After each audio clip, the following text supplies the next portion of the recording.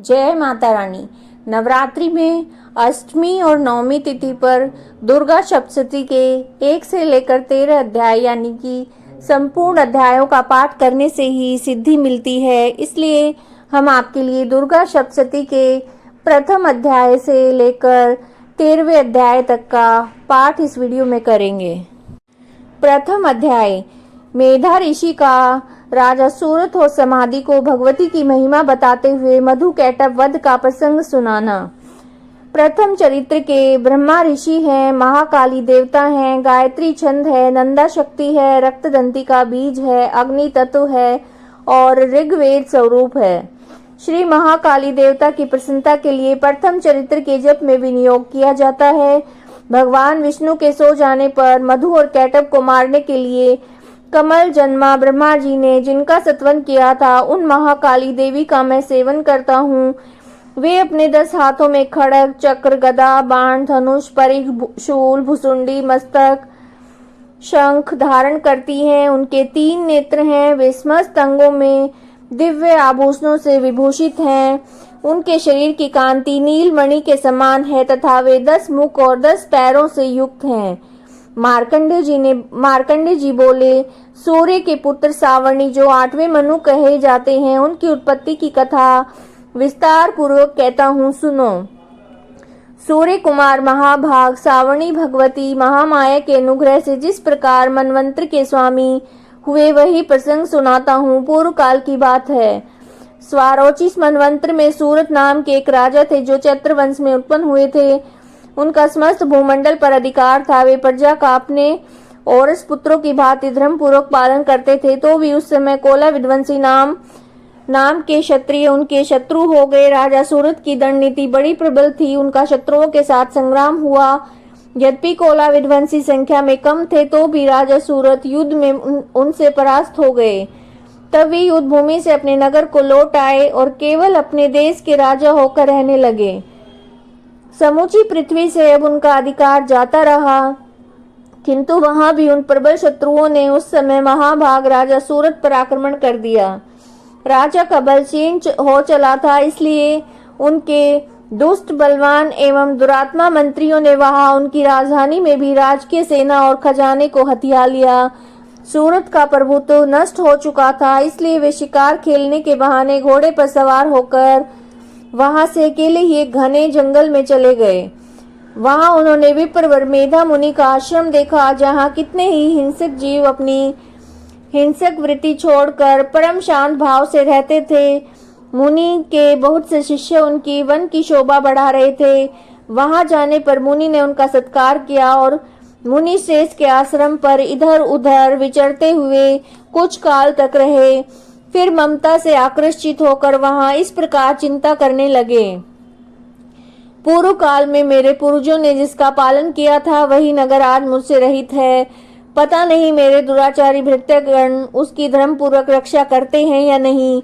जो सदा मद की वर्षा करने वाला और शूरवीर था, वह मेरा प्रधान हाथी अब शत्रुओं के अधीन होकर न जाने किन भोगों को भोगता होगा।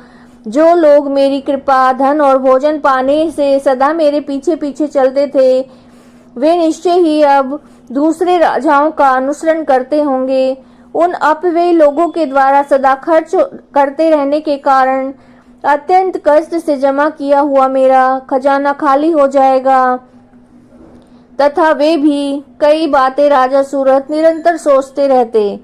एक दिन उन्होंने वहां विप्रवर मेधा के आश्रम के निकट एक वैश्य को देखा और उससे पूछा, भाई तुम कौन हो और यहाँ तुम्हारे आने का क्या कारण है? तुम क्यों शोकग्रस्त हो और अनमने से क्यों दिखाई देते हो? राजा सूरत का ये प्रेम पूर्वक कहा हुआ वचन सुनकर वैश्य ने विनीत भाव से उन्हें प्रणाम करके कहा। वैश्य बोला, राजन, मैं धनियों के कुल में उत्पन्न एक वैश्य हूँ। मेरा नाम समाधि है। मेरे दुष्ट स्त्री पुत्रों ने धन के लोभ से मुझे घर से बाहर निकाल दिया है। मैं इस समय धन, स्त्री और पुत्रों से वंचित हूँ। मेरे विश्वसनीय बंधुओं ने मेरा ही धन लेकर मुझे दूर कर दिया है, इसलिए दुखी होकर मैं वन में चला आया हूँ।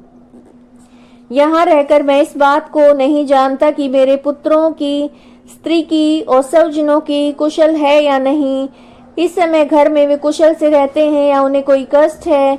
वे मेरे पुत्र कैसे हैं? क्या वे सदाचारी हैं या दुराचारी हो गए हैं? राजा ने पूछा, जिन लोभी स्त्री पुरुष आदि ने धन के कारण तुम्हें घर से निकाल दिया है, उनके प्रति तुम्हारे चित्त में इतना स्नेह का बंधन क्यों है? वैश्य बोला, आप मेरे विषय में जैसी बात कहते हैं वह सब ठीक है, किंतु क्या करूं, मेरा मन निष्ठुरता नहीं धारण करता। जिन्होंने धन के लोभ में पड़कर पिता के प्रति स्नेह, पति के प्रति प्रेम और आत्मीय जन के प्रति अनुराग को तिलांजलि देकर मुझे घर से निकाल दिया है, उन्हीं के प्रति मेरे हृदय में इतना स्नेह है। महामते, गुणहीन बंधुओं के प्रति भी जो मेरा चित्त इस प्रकार से प्रेम मगन हो रहा है, ये क्या है? इस बात को भी मैं जानकर नहीं जान पाता, इसलिए मैं लंबी सांसें ले रहा हूँ और मेरा हृदय अत्यंत दुखित हो रहा है।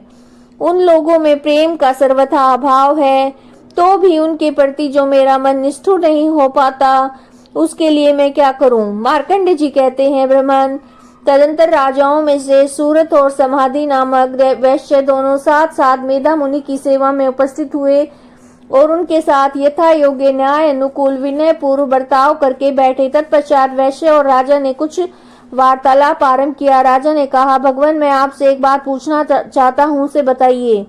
मेरा चित्त अपने अधीन न होने के कारण वह बात मेरे मन को बहुत दुख देती है। मेरे राज्य मेरे हाथ से चला गया है, इसमें और उसके संपूर्ण अंगों में मेरी ममता बनी हुई है। मुनि शेष ये जानते हुए भी अब वह मेरा नहीं है। अज्ञानी की भांति मुझे इसके लिए दुख होता है। यह क्या है? इधर यह वैश्य भी घर से अपमानित होकर आया है, इसके पुत्र स्त्री और भृत्यों ने इसे छोड़ दिया है, सब जनों ने भी इसका परित्याग कर दिया है, तो भी यह उनके प्रति अत्यंत हार्दिक स्नेह रखता है। इस प्रकार यह तथा मैं दोनों ही बहुत दुखी हैं। जिसमें प्रत्यक्ष दोष देखा गया है, उस विषय के लिए भी हमारे मन में ममता जनित आकर्षण पैदा हो रहा है। महाभाग, हम दोनों समझदार हैं, तो भी अब में मोह पैदा हुआ है, ये क्या है? विवेक शून्य पुरुष की भांति मुझ में और इसमें भी यह मूढ़ता प्रत्यक्ष दिखाई देती है। महाभाग, विषय मार्ग का ज्ञान अब सब जीवों को है। इस प्रकार विषय भी सबके लिए अलग अलग हैं। कुछ प्राणी दिन में नहीं देखते, दूसरे रात में नहीं देखते, तथा कुछ जीव ऐसे हैं जो रात्रि में भी बराबर देखते हैं और दिन में भी। यह ठीक है कि मनुष्य समझदार होते हैं, किंतु केवल वे ही ऐसे नहीं होते। पशु, पक्षी, मृग आदि सभी प्राणी समझदार होते हैं। मनुष्यों की समझ भी वैसी होती है जैसी उन मृग और पक्षियों की होती है, तथा जैसे मनुष्यों की होती है वैसे ही उन मृग और पक्षी आदि की भी होती है। यह और अन्य बातें भी प्राय दोनों में समान है। समझ होने पर भी इन पक्षियों को तो देखो, ये स्वयं भूख से पीड़ित हुए भी मोहवश बच्चों की चोंच में कितने चाव से अन्न के दाने डाल रहे हैं। नरश्रेष्ठ, क्या तुम नहीं देखते कि ये मनुष्य समझदार होते हुए भी लोभवश अपने किए हुए उपकार का बदला पाने के लिए पुत्रों की अभिलाषा करते हैं? यद्यपि उन सब में समझ की कमी नहीं है, तथापि वे संसार की स्थिति बनाए रखने वाले भगवती महामाया के प्रभाव के द्वारा ममता में भंवर से युक्त मोह के गहरे गर्त में गिराए गए हैं। इसलिए इसमें आश्चर्य नहीं करना चाहिए। जगदीश्वर भगवान विष्णु की योग निद्रा रूपा जो भगवती महामाया है, उन्हीं से यह जगत मोहित हो रहा है। वे भगवती महामाया देवी ज्ञानियों के भी चित्त को बलपूर्वक खींचकर मोह में डाल देती हैं। वे संपूर्ण चराचर जगत की सृष्टि करती हैं। वे ही प्रसन्न होने पर मनुष्य की मुक्ति के लिए वरदान देती हैं। वे ही पराविद्या, संसार बंधन और मोक्ष की हेतुभूता स्नातनी देवी तथा संपूर्ण ईश्वरों की अधीश्वरी देवी हैं। राजा ने पूछा, भगवान, जिन्हें आप महामाया कहते हैं वो देवी कौन है? ब्राह्मण, उनका आविर्भाव कैसे हुआ है और उनका चरित्र कौन कौन है? ब्रह्मवेताओं में शेष महर्षि उन देवी का जैसा प्रभाव हो, जैसा स्वरूप हो, जिस प्रकार प्रादुर्भाव हुआ हो, वह सब मैं आपके मुख से सुनना चाहता हूँ। ऋषि बोले, राजन, वास्तव में तो वे देवी नित्य स्वरूपा ही हैं। संपूर्ण जगत उन्हीं का रूप है। उन्होंने समस्त विश्व को व्याप्त कर रखा है, तथापि उनका प्राकट्य अनेक प्रकार से होता है। वह मुझसे सुनो। यद्यपि वे नित्य और अजन्मा हैं, तथापि जब देवताओं का कार्य सिद्ध करने के लिए प्रकट होती हैं, उस समय लोक में उत्पन्न हुई कहलाती हैं। कल्प के अंत में जब संपूर्ण जगत एक कार्णव में निमग्न हो रहा था और सबके प्रभु भगवान विष्णु शेषनाग की सैया बिछाकर योग निद्रा का आश्रय लेकर सो रहे थे, उस समय उनके कानों में मैल से दो भयंकर असुर उत्पन्न हुए, जो मधु और कैटभ के नाम से विख्यात थे। वे दोनों ब्रह्मा जी का वध करने को तैयार हो गए। भगवान विष्णु के नाभि कमल में विराजमान प्रजापति ब्रह्मा जी ने जब उन दोनों भयानक असुरों को अपने पास आया और भगवान को सोया हुआ देखा, तब एकाग्रचित होकर उन्होंने भगवान विष्णु को जगाने के लिए उनके नेत्रों में निवास करने वाली योग निद्रा का सत्वन आरंभ किया। जो इस विश्व की अधीश्वरी, जगत को धारण करने वाली, संसार का पालन और संहार करने वाली तथा तेज स्वरूप भगवान विष्णु की अनुपम शक्ति हैं, उन्हीं भगवती निद्रा देवी की भगवान ब्रह्मा जी स्तुति करने लगे। ब्रह्मा जी ने कहा, देवी तुम ही स्वाहा, तुम ही सौधा और तुम ही वसटकार हो। स्वर भी तुम्हारे ही स्वरूप हैं। तुम ही जीवन दायिनी सुधा हो। नित्य अक्षर प्रणव में अकार उकार मकार, इन तीन मात्राओं के रूप में तुम ही स्थित हो तथा इन तीन मात्राओं के अतिरिक्त जो बिंदु रूपा और नित्य अर्ध मात्रा है, जिसका विशेष रूप से उच्चारण नहीं किया जा सकता, वह भी तुम ही हो। देवी तुम ही संध्या, सावित्री और परम जननी हो। देवी तुम ही इस विश्व ब्रह्मांड को धारण करती हो। तुमसे इस जगत की सृष्टि होती है, तुम ही से इसका पालन होता है। सदा तुम ही कल्प के अंत में सबको अपना ग्रास बना लेती हो। जगन्मयी देवी, इस जगत की उत्पत्ति के समय तुम सृष्टि रूपा हो और पालन काल में स्थिति रूपा हो। कल्पांत के समय संहार रूप धारण करने वाली हो। तुम ही महाविद्या, महामाया, महामेधा, महास्मृति, महामोह रूपा महादेवी और महासुरी हो। तुम ही तीनों गुणों को उत्पन्न करने वाली सबकी प्रकृति हो। भयंकर काल रात्रि, महारात्रि और मोहरात्रि भी तुम ही हो। तुम ही श्री, तुम ही ईश्वरी, तुम ही बोध स्वरूपा बुद्धि हो। लज्जा, पुष्टि, तुष्टि, शांति और क्षमा भी तुम ही हो। तुम खड़ग धारिणी, शूल धारिणी, घोर रूपा तथा गदा, चक्र, शंख, धनुष धारण करने वाली हो। बाण, भुषुंडी और परिघ, ये भी तुम्हारे अस्त्र हैं। तुम सौम्य और सौम्यतर हो। इतना ही नहीं, जितने भी सौम्य और सुंदर पदार्थ हैं, उन सब की अपेक्षा तुम अत्यधिक सुंदरी हो। पर और अपर, सबसे परे रहने वाली परमेश्वरी तुम ही हो। सर्व स्वरूपे देवी, कहीं भी सत असत रूप से जो कुछ वस्तुएं हैं, उन सब की शक्ति वह तुम ही हो। ऐसी अवस्था में तुम्हारी स्तुति क्या हो सकती है। जो इस जगत की सृष्टि, पालन और संहार करते हैं, उन भगवान को भी जब तुमने निद्रा के अधीन कर दिया है, तब तुम्हारी स्तुति करने में यहाँ कौन समर्थ हो सकता है। मुझको, भगवान शंकर को, भगवान विष्णु को भी तुमने शरीर धारण कराया है, अतः तुम्हारी स्तुति करने की शक्ति किसमें है। देवी तुम तब अपने इन उदार प्रभाव से प्रशंसित हो। ये जो दोनों दुर्दुष असुर मधु और कैटभ हैं, इनको मोह में डाल दो और जगदीश्वर भगवान विष्णु को शीघ्र जगा दो। साथ ही इनके भीतर इन दोनों महान असुरों को मार डालने की बुद्धि उत्पन्न कर दो। ऋषि कहते हैं, राजन, जब ब्रह्मा जी ने वहां मधु और कैटभ को मारने के उद्देश्य से भगवान विष्णु को जगाने के लिए तमोगुण की अधिष्ठात्री देवी योग निद्रा की इस प्रकार से स्तुति की, तब वे भगवान के नेत्र, मुख, नासिका, बाहु, हृदय, वक्ष स्थल से निकल कर अव्यक्त जन्मा ब्रह्मा जी की दृष्टि के समक्ष खड़ी हो गई। योग निद्रा से मुक्त होने पर जगत के स्वामी भगवान जनार्दन उसे कार्णव के जल में शेषनाग की सैया से जाग उठे।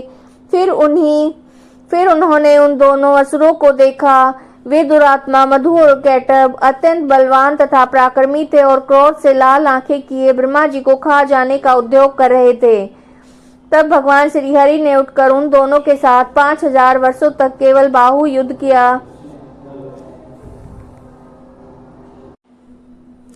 वे दोनों भी अत्यंत बल के कारण उन्मत्त हो रहे थे। इधर महामाया ने भी उन्हें मोह में डाल रखा था, इसलिए वे भगवान विष्णु से कहने लगे, हम तुम्हारी वीरता से संतुष्ट हैं, तुम हम लोगों से कोई वर मांगो।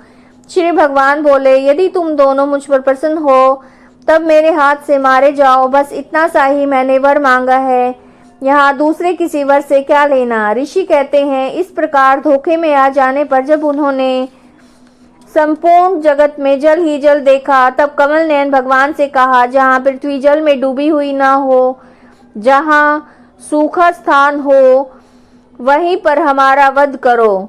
ऋषि कहते हैं, तब तथास्तु कहकर शंख चक्र और गदा धारण करने वाले भगवान ने उन दोनों के मस्तक अपनी जांघ पर रखकर चक्र से काट डाले।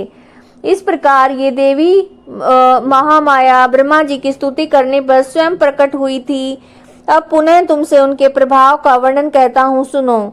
इस प्रकार श्री मार्कंडेय पुराण में सावर्णिक मनवंतर की कथा के अंतर्गत देवी महात्म्य में मधुकैटभ वध नामक पहला अध्याय पूरा हुआ। दूसरा अध्याय, देवताओं की तेज से देवी का प्रादुर्भाव और महिषासुर की सेना का वध। ओम मध्यम चरित्र के विष्णु ऋषि हैं, महालक्ष्मी देवता है, उष्णिक छंद है, शाकंभरी शक्ति है, दुर्गा बीज है, वायु तत्व है और यजुर्वेद स्वरूप है। श्री महालक्ष्मी की प्रसन्नता के लिए मैं मध्यम चरित्र के पाठ में इसका विनियोग है। मैं कमल के आसन पर बैठी हुई प्रसन्न मुख वाली महिषासुर मर्दिनी भगवती महालक्ष्मी का भजन करता हूँ, जो अपने हाथों में अक्षमाला, फरसा, गदा, बाण, वज्र, पद्य, धनुष, कुंडिका, दंड, शक्ति, खड़ग, ढाल, शंख, घंटा, मधुपात्र, शूल, पास और चक्र धारण करती हैं। ऋषि कहते हैं, पूर्व काल में देवता और असुरों में पूरे 100 वर्षों तक घोर संग्राम हुआ था। उसमें असुरों का स्वामी महिषासुर था और देवताओं के नायक इंद्र थे। तब युद्ध में देवताओं की सेना महाबली असुरों से परास्त हो गई और संपूर्ण देवताओं को जीतकर महिषासुर इंद्र बन बैठा। तब पराजित देवता प्रजापति ब्रह्मा जी को आगे करके उस स्थान पर गए जहाँ भगवान शंकर और विष्णु विराजमान थे। देवताओं ने महिषासुर के पराक्रम और अपनी पराजय का यथावत वृत्तांत उन दोनों देवेश्वरों से विस्तार पूर्वक कह सुनाया। वे बोले, भगवान महिषासुर सूर्य, इंद्र, अग्नि, वायु, चंद्रमा, यम, वरुण और अन्य देवताओं के वेदिकार छीनकर स्वयं ही सबका अधिष्ठाता बना बैठा है। उस दुरात्मा महिष ने समस्त देवताओं को स्वर्ग से निकाल दिया है। अब वे मनुष्य की भांति पृथ्वी पर विचरते हैं। दैत्यों की सारी करतूत हमने आप लोगों को कह सुनाई है। अब हम आपकी शरण में आए हैं, उसके वध का कोई उपाय सोचिए। इस प्रकार देवताओं के वचन सुनकर भगवान विष्णु और शिव ने दैत्यों पर बड़ा क्रोध किया। उनकी भौहें तन गई और मुंह टेढ़ा हो गया। तब वे अत्यंत कोप में भरे हुए चक्रपाणी श्री विष्णु के मुख से एक महान तेज प्रकट हुआ। इस प्रकार ब्रह्मा, शंकर, इंद्र आदि अन्य देवताओं के शरीर से भी बड़ा भारी तेज निकला। वह सब मिलकर एक हो गया। महान तेज का वह पुंज जाज्वल्यमान पर्वत सा जान पड़ा। देवताओं ने देखा, वहां उसकी ज्वालाएं संपूर्ण दिशाओं में व्याप्त हो रही थी। संपूर्ण देवताओं के शरीर से प्रकट हुए उस तेज की कहीं तुलना नहीं थी। एकत्रित होने पर वह एक नारी के रूप में परिणित हो गया और अपने प्रकाश से तीनों लोकों में व्याप्त जान पड़ा। भगवान शंकर का जो तेज था, उससे उस देवी का मुख प्रकट हुआ। यमराज के तेज से उसके सिर में के बाल निकल आए। श्री विष्णु भगवान के तेज से उसकी भुजाएं उत्पन्न हुई। चंद्रमा के तेज से दोनों सतनों और इंद्र के तेज से मध्य भाग का प्रादुर्भाव हुआ। वरुण के तेज से जंघा और पिंडली, पृथ्वी के तेज से नितंब भाग प्रकट हुआ। ब्रह्मा के तेज से दोनों के चरण और सूर्य के तेज से उनकी अंगुलियां हुई। वसुओं के तेज से हाथों की अंगुलियां और कुबेर के तेज से नासिका प्रकट हुई।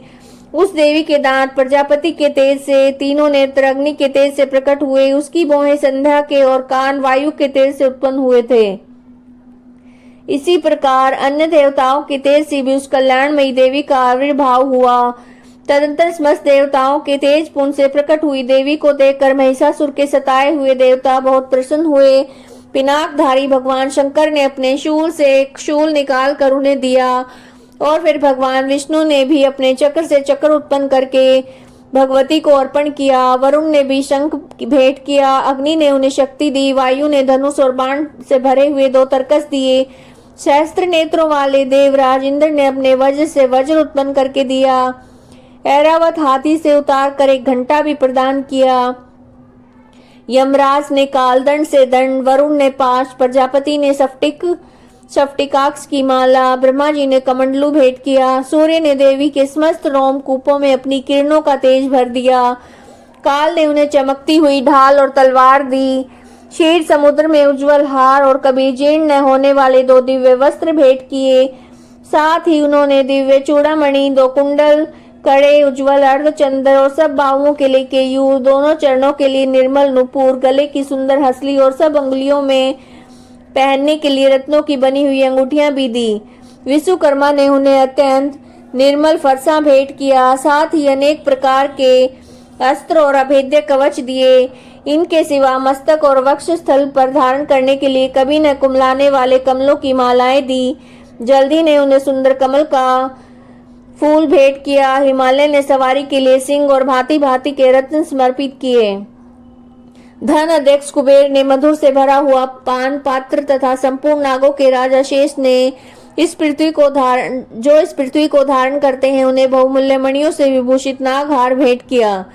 इस प्रकार अन्य देवताओं ने भी आभूषण और अस्त्र शस्त्र देकर देवी का सम्मान किया। तत्पश्चात उन्होंने बार बार अट्टहास पूर्वक उच्च स्वर से गर्जना की। उनके भयंकर नाद से संपूर्ण आकाश गूंज उठा।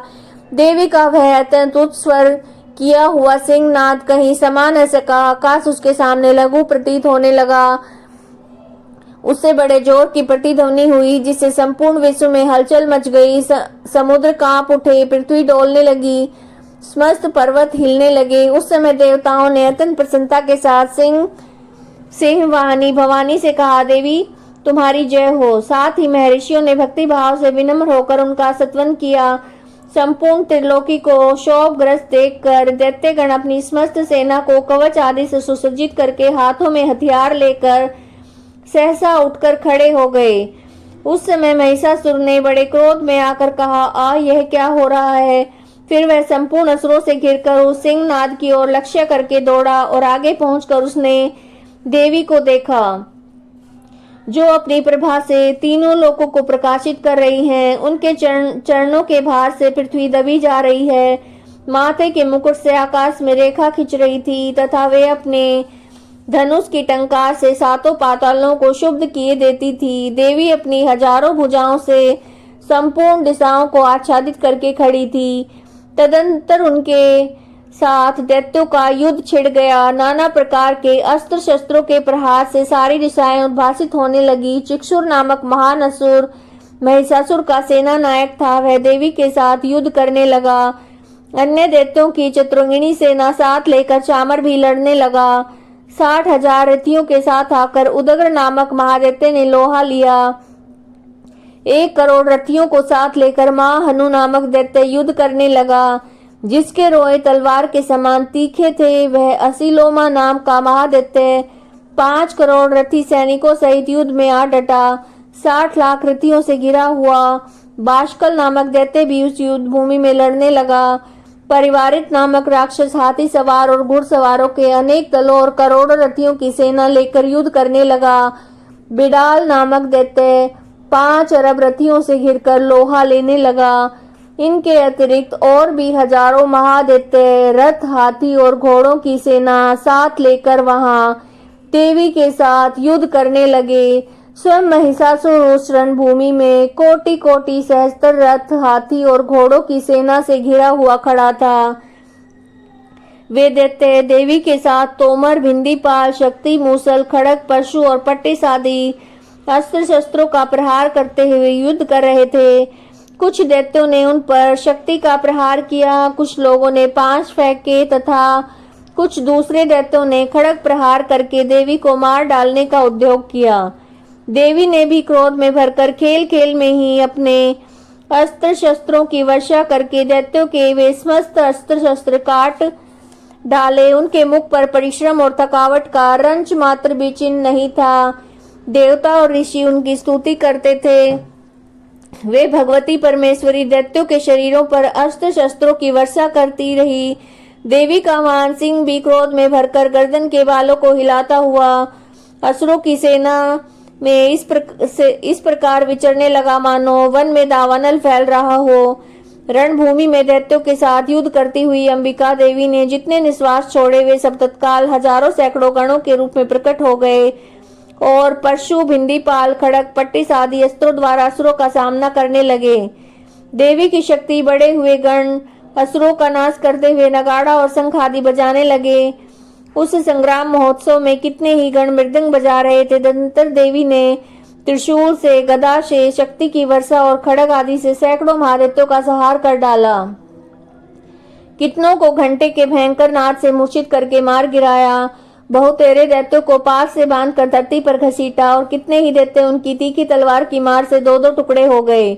कितने ही गदा की चोट से घायल होकर धरती पर सो गए। कितने ही मूसल की मार से अत्यंत आहत होकर रक्त वमन करने लगे। कुछ दैत्य शूल से छाती फट जाने के कारण पृथ्वी पर ढेर हो गए। उस रणांगण में बाण समूह की वृष्टि से कितने ही असुरों की कमर टूट गई। बाज की तरह झपटने वाले देव पीड़क दैत्यगण अपने प्राणों से हाथ धोने लगे। किन्हीं की बाहें छिन्न भिन्न हो गई, कितनों की गर्दन कट गई, कितने ही दैत्यों के मस्तक कटकर गिरने लगे। कुछ लोगों के शरीर मध्य भाग से विदीर्ण हो गए। कितने ही महादैत्य जांग कटने के कारण पृथ्वी पर गिर पड़े। कितनों को देवी ने एक बांह और एक पैर, एक नेत्र वाले करके टुकड़ों में चीर डाला। कितने ही दैत्य मस्तक कट जाने पर गिरकर फिर से उठे और केवल धड़ के रूप में अच्छे अच्छे हथियार हाथ में लेकर देवी के साथ युद्ध करने लगे।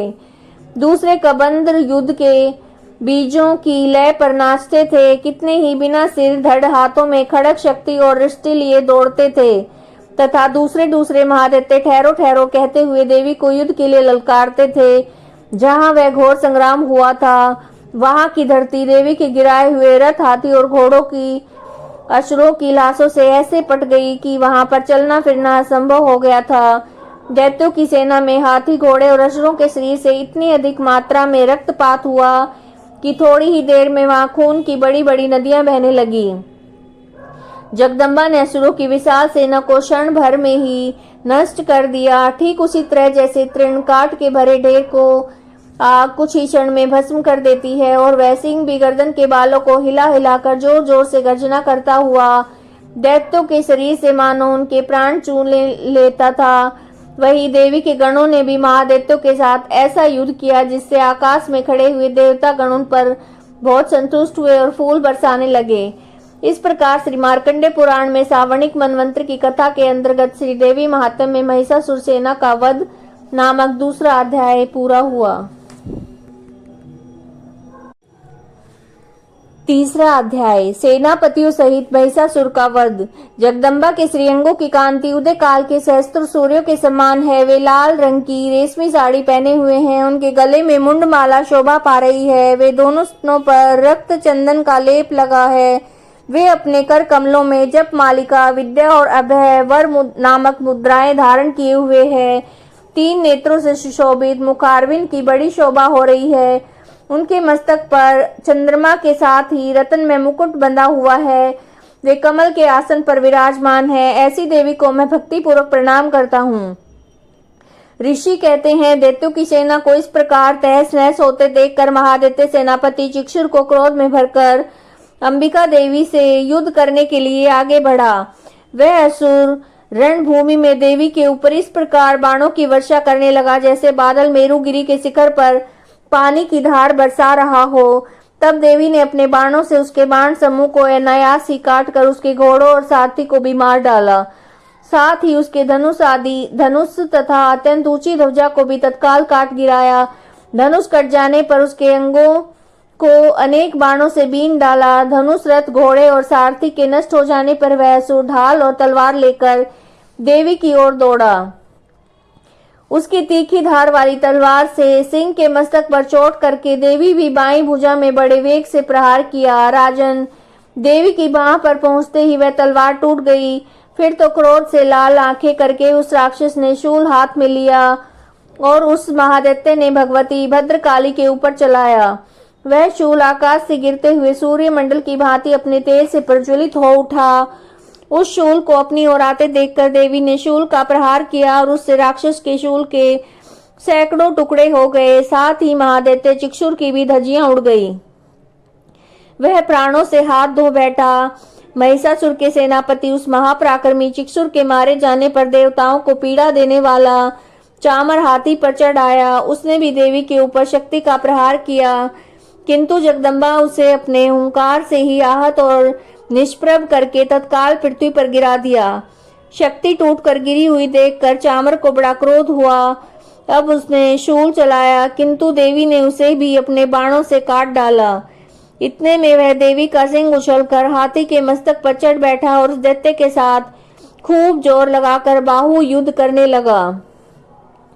वे दोनों लड़ते लड़ते हाथी से पृथ्वी पर आ गए और अत्यंत क्रोध में भरकर एक दूसरे पर बड़े भयंकर प्रहार करते हुए लड़ने लगे।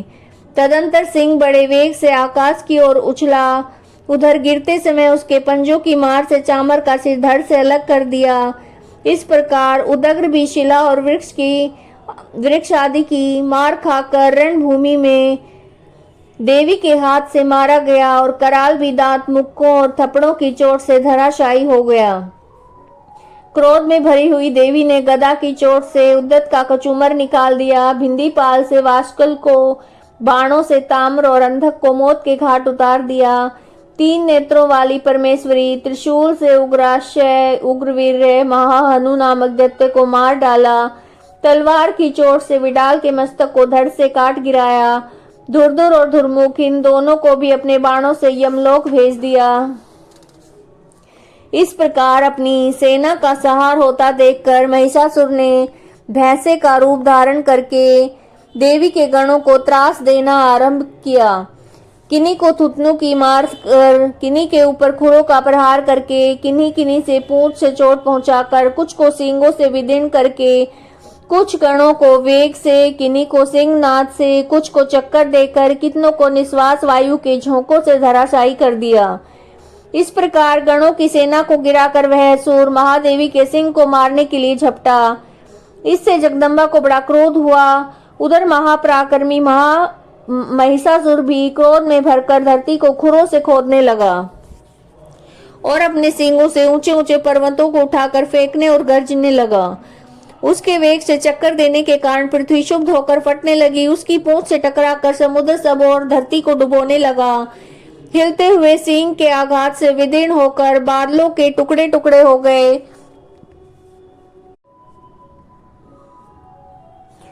उसके श्वास की प्रचंड वायु के वेग से उड़े हुए सैकड़ों पर्वत आकाश से गिरने लगे। इस प्रकार क्रोध में भरे हुए उस महादैत्य को अपनी ओर आते देखकर चंडिका ने उसका वध करने के लिए महान क्रोध किया। उन्होंने 5 फेंककर उस महान असुर को बांध लिया। उस महासंग्राम में बन जाने पर उसने भैंसे का रूप त्याग दिया और तत्काल सिंह के रूप में वहां पर प्रकट हो गया। उस अवस्था में जगदम्बा ज्यों ही उसका मस्तक काटने के लिए उद्यत हुई, त्यों ही खड़गधारी पुरुष के रूप में दिखाई देने लगा। तब देवी ने तुरंत ही बाणों की वर्षा करके ढाल और तलवार के साथ उस पुरुष को बीन डाला। इतने में ही वह महान गजराज के रूप में परिणित हो गया तथा अपनी सूंड से देवी के विशाल सिंह को खींचने और गरजने लगा। खींचते समय देवी ने तलवार से उसकी सूंड काट डाली। तब उस महादैत्य ने भैंसे का शरीर धारण कर लिया और पहले की भांति चराचर प्राणियों सहित तीनों लोकों को व्याकुल करने लगा। तब क्रोध में भरी हुई जगन माता चंडिका बार बार उत्तम मधु का पान करने और लाल आंखें करके हंसने लगी। उधर वह बल पराक्रम के मद से उन्मत्त हुआ राक्षस गर्जने लगा। अपने सींगों से चंडी के ऊपर पर्वतों को फेंकने लगा। उस समय देवी अपने बाणों के समूह से उसके फेंके हुए पर्वतों को चूर्ण करती हुई बोली। बोलते समय उनका मुख मधु के मद से लाल हो रहा था और वाणी लड़खड़ा रही थी। देवी ने कहा, ओ मूढ़, मैं जब तक मधु पीती हूँ तब तक तू क्षण भर के लिए खुद गरज ले। मेरे हाथ से यहीं पर तेरी मृत्यु हो जाने पर अब शीघ्र ही देवता भी गर्जना करेंगे। ऋषि कहते हैं। यो कहकर देवी उछली और उस महादैत्य के ऊपर चढ़ गई। फिर अपने पैर से उसे दबाकर उन्हें शूल से उस कंठ में आघात किया। उनके पैर से दबा होने पर भी महिषासुर अपने मुख से अभी आधे शरीर से ही बाहर निकलने पाया था कि देवी ने अपने प्रभाव से उसे रोक दिया। आधा निकला होने पर भी वह महादैत्य देवी से युद्ध करने लगा। तब देवी ने बहुत बड़ी तलवार से उसका मस्तक काट गिराया और फिर हाहाकार करती हुई दैत्यों की सारी सेना भाग गई। संपूर्ण देवता अत्यंत प्रसन्न हो गए। देवताओं ने दिव्य महर्षियों के साथ दुर्गा देवी का स्तवन किया। गंधर्व राज गान करने लगे, अप्सराएं नृत्य करने लगी। इस प्रकार श्री मार्कंडेय पुराण में सावर्णिक मंत्र की कथा के अंतर्गत देवी महात्म्य में महिषासुरवध नामक तीसरा अध्याय संपूर्ण हुआ। अब हम चौथा अध्याय करेंगे, जिसमें इंद्र आदि देवताओं के द्वारा देवी की स्तुति की गई है। सिद्धि की इच्छा रखने वाले पुरुष जिनकी सेवा करते हैं, देवता जिन्हें सब ओर से घेरे रहते हैं, उन जया नाम वाली दुर्गा देवी का ध्यान करें। उनके श्रीअंगों की आभा काले मेघ के समान श्याम है।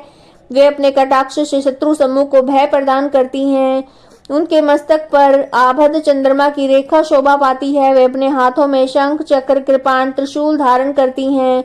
उनके 3 नेत्र हैं। वे सिंह के कंधे पर चढ़ी हुई हैं और अपने तेज से तीनों लोकों को परिपूर्ण कर रही हैं।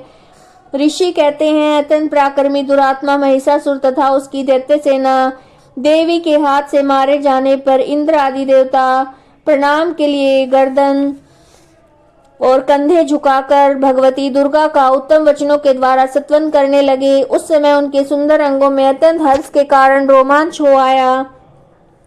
देवता बोले, संपूर्ण देवताओं की शक्ति का समुदाय ही जिनका स्वरूप है, जिन देवी ने अपनी शक्तियों से संपूर्ण जगत को व्याप्त कर रखा है, समस्त देवता और महर्षियों की पूजनीय उन जगदम्बा को हम भक्ति पूर्वक नमस्कार करते हैं।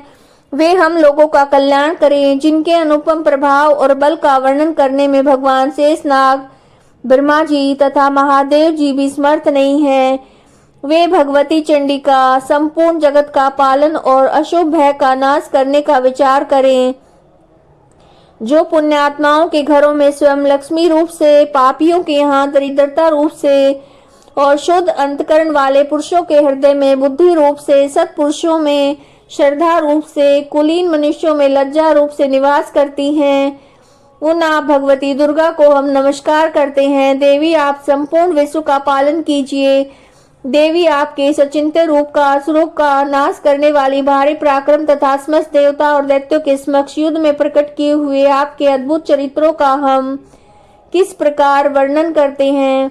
आप संपूर्ण जगत की उत्पत्ति में कारण हैं।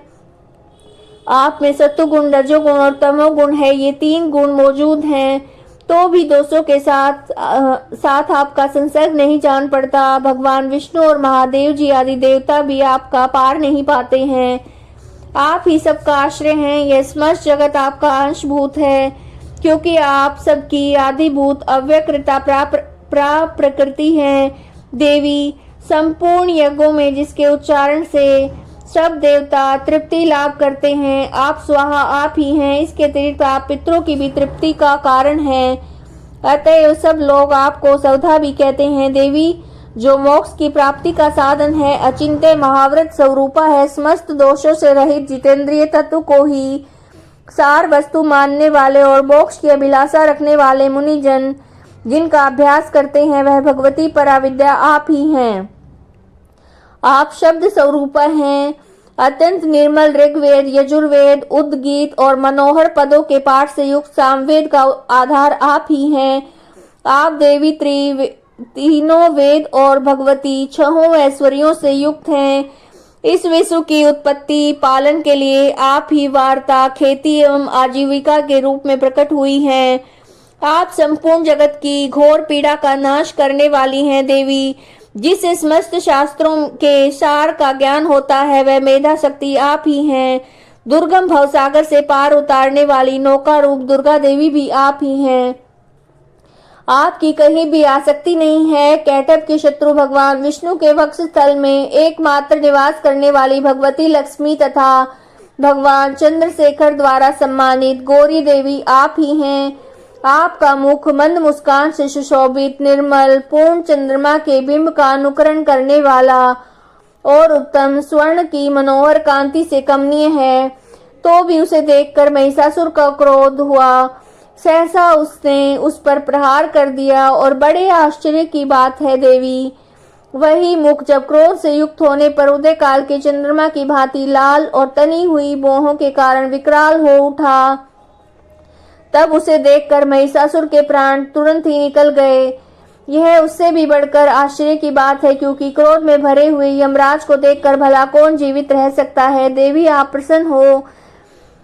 परमात्मा स्वरूप आपके प्रसन्न होने पर जगत का अभ्युदय होता है और क्रोध में भर जाने पर आप तत्काल ही कितने कुलों का सर्वनाश कर डालती हैं। यह बात अभी अनुभव में आई है, क्योंकि महिषासुर की विशाल सेना क्षण भर में आपके कोप से नष्ट हो गई है।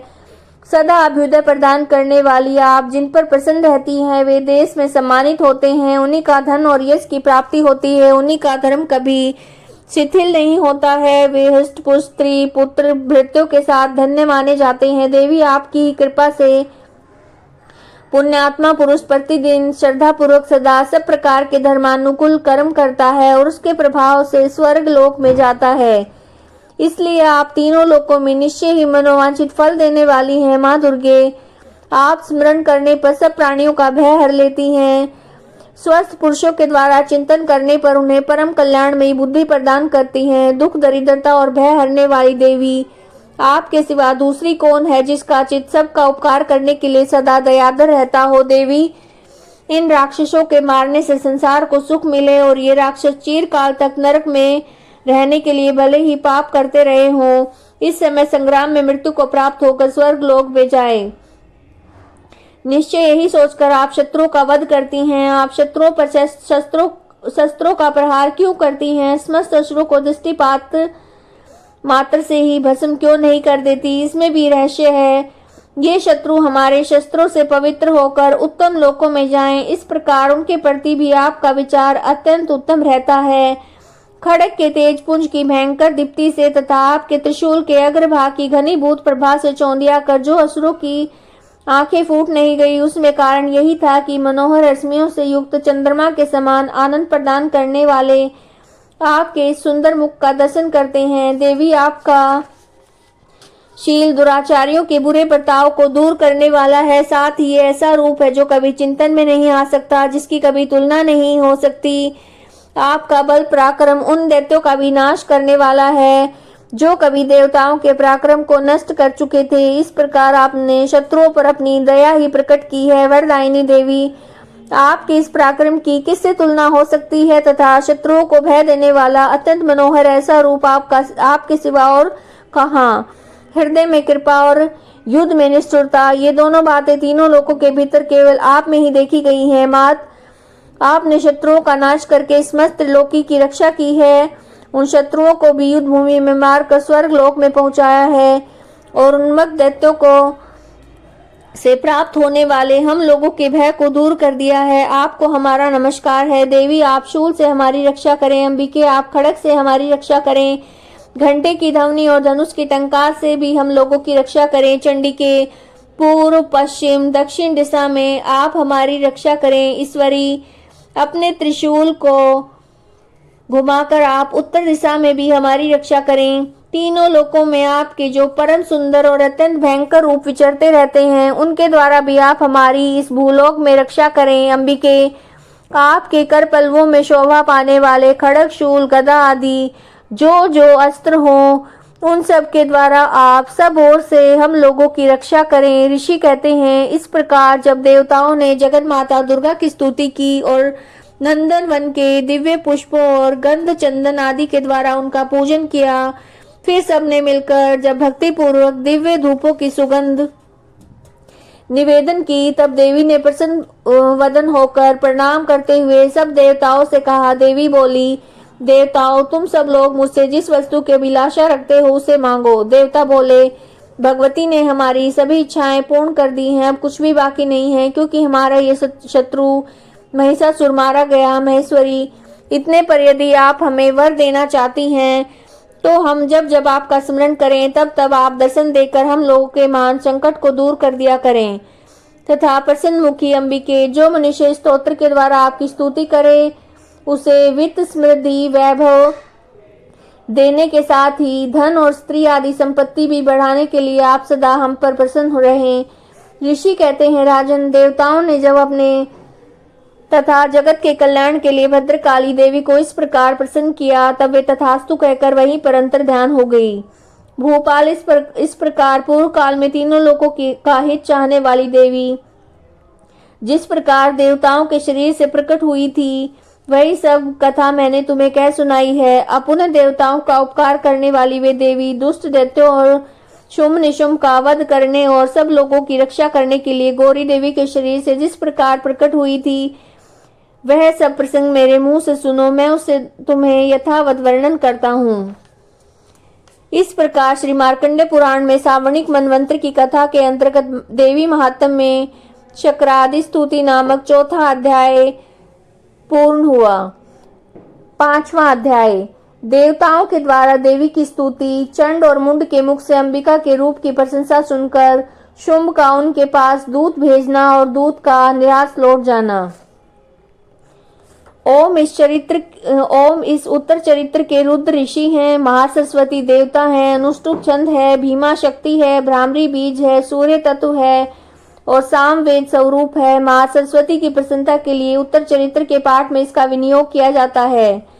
जो अपने कर कमलों में घंटा, शूल, हल, शंख, मूसल, चक्र, धनुष, बाण धारण करती हैं। शरद ऋतु के शोभा संपन्न चंद्रमा के समान जिनकी मनोहर कांति है, जो तीनों लोकों की आधारभूता और शुंभ आदि दैत्यों का नाश करने वाली तथा गौरी के शरीर से जिनका प्राकट्य हुआ है, उन महासरस्वती देवी का मैं निरंतर भजन करता हूँ। ऋषि कहते हैं, पूर्व काल में शुंभ और निशुंभ नामक असुरों ने अपने बल के घमंड में आकर शचीपति इंद्र के हाथ से तीनों लोकों का राज्य यज्ञ भाग छीन लिया। वे दोनों सूर्य, चंद्रमा, कुबेर, यम और वरुण के अधिकार का भी उपयोग करने लगे। वायु और अग्नि का कार्य भी वे करने लगे।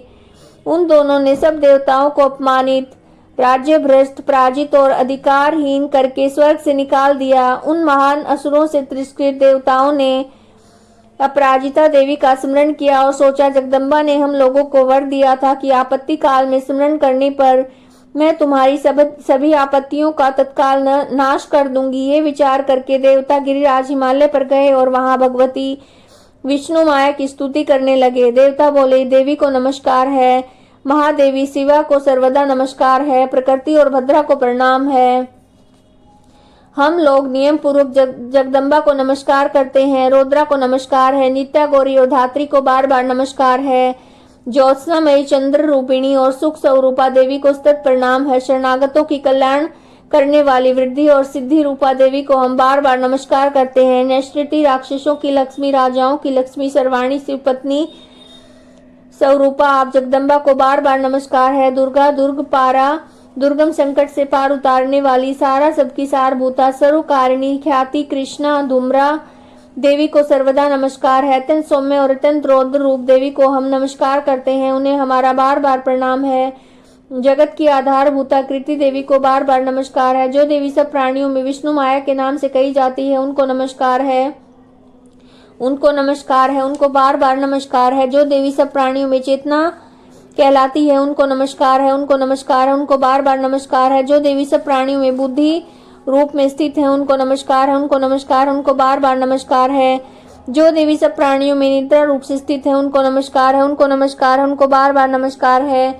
जो देवी सब प्राणियों में शुद्धा रूप में स्थित है, उनको नमस्कार है, उनको नमस्कार, उनको बार बार नमस्कार है।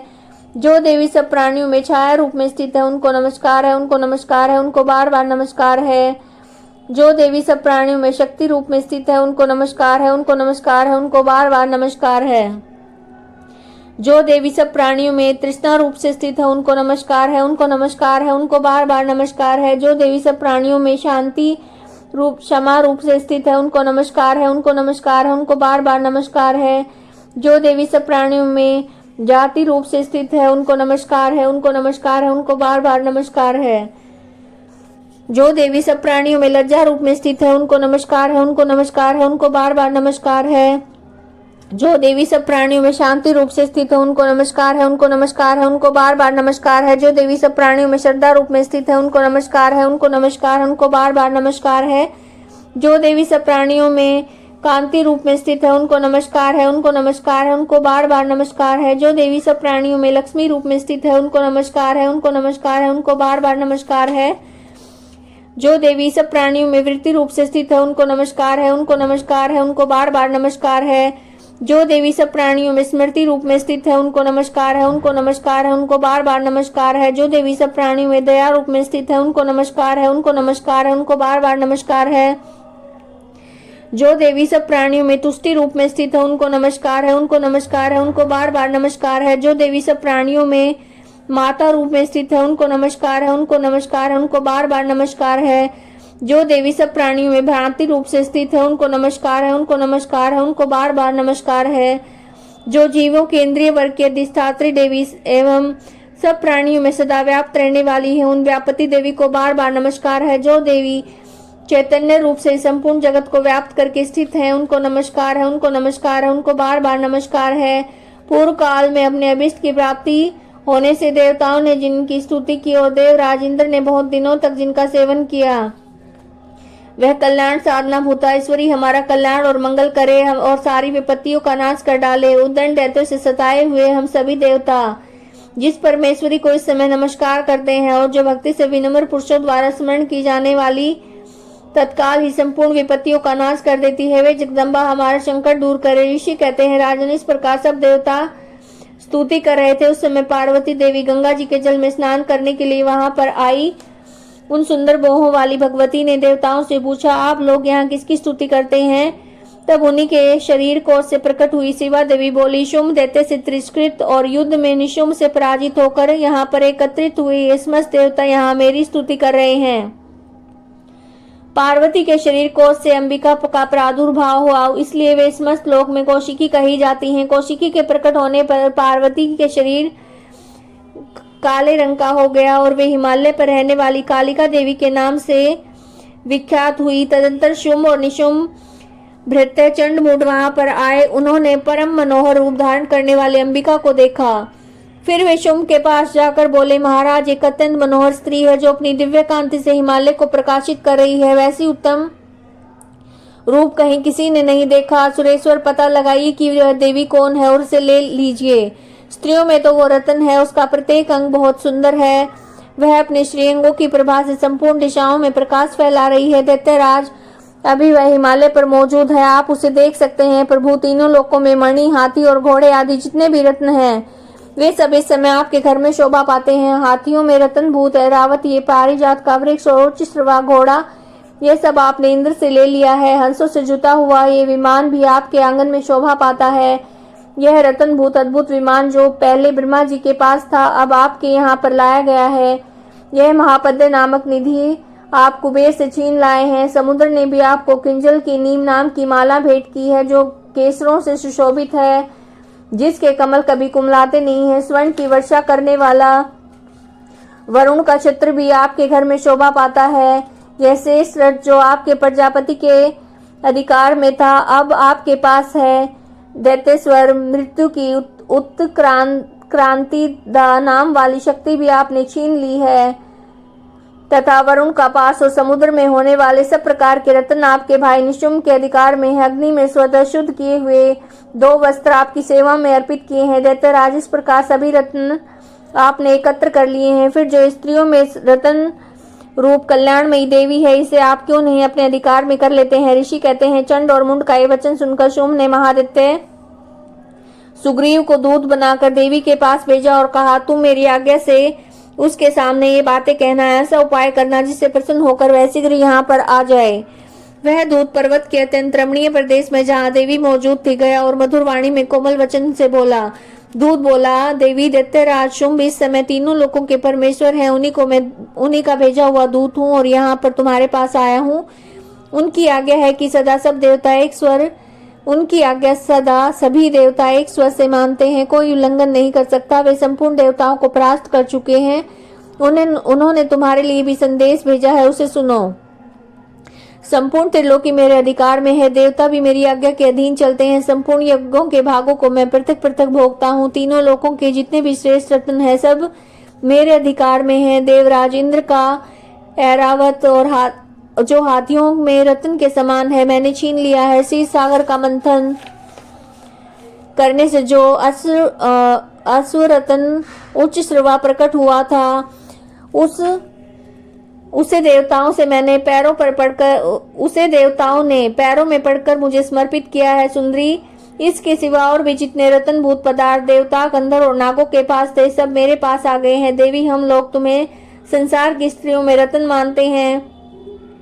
अतः तुम हमारे पास आ जाओ, क्योंकि रत्नों का उपभोग करने वाले हम ही हैं। चंचल कटाक्षों वाली सुंदरी, तुम मेरी या मेरे भाई महापराक्रमी निशुम्भ की सेवा में आ जाओ, क्योंकि तुम रतन स्वरूपा हो। मेरा वर्ण करने से तुम्हें तुलना रहित महान ऐश्वर्य की प्राप्ति होगी। अपनी बुद्धि से विचार करके तुम मेरी पत्नी बन जाओ। ऋषि कहते हैं, दूत के यूं कहने पर कल्याणमयी भगवती दुर्गा देवी इस जगत को धारण करती हैं। मन ही मन गंभीर वाणी से मुस्कुराई और इस प्रकार से बोली।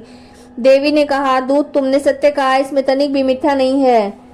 शुंभ तीनों लोकों का स्वामी है और निशुंभ भी उसी के समान पराक्रमी है, किंतु इस विषय में मैंने जो प्रतिज्ञा कर ली है उसे मिथ्या कैसे करूं। मैंने अपनी अल्प बुद्धि के कारण पहले से जो प्रतिज्ञा कर रखी है उसे सुनो।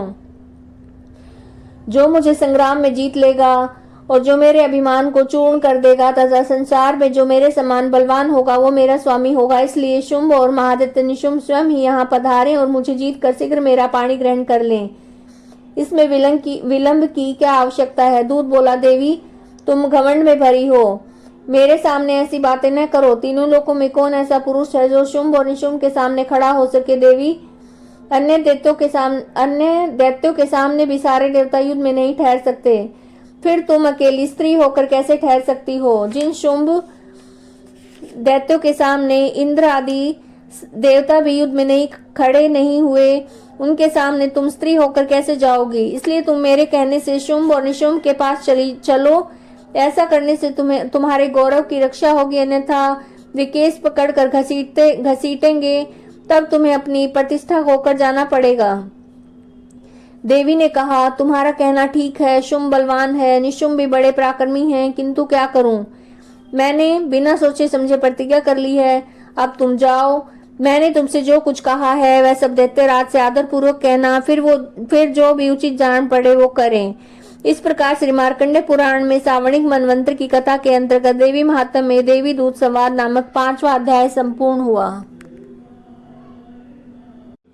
6वां अध्याय, धूम्रलोचन वध। मैं सर्वेगेश्वर भैरव के अंग में निवास करने वाली परमोत्कृष्ट पद्मावती देवी का चिंतन करता हूँ। वे नागराज के आसन पर बैठी हैं। नागों के फणों में सुशोभित होने वाली मणियों की विशाल माला से उनकी देहलता उद्भासित हो रही है। सूर्य के समान उनका तेज है। 3 नेत्र उनकी शोभा बढ़ा रहे हैं। वे हाथों में माला, कुंभ, कपाल, कमल लिए हुए हैं।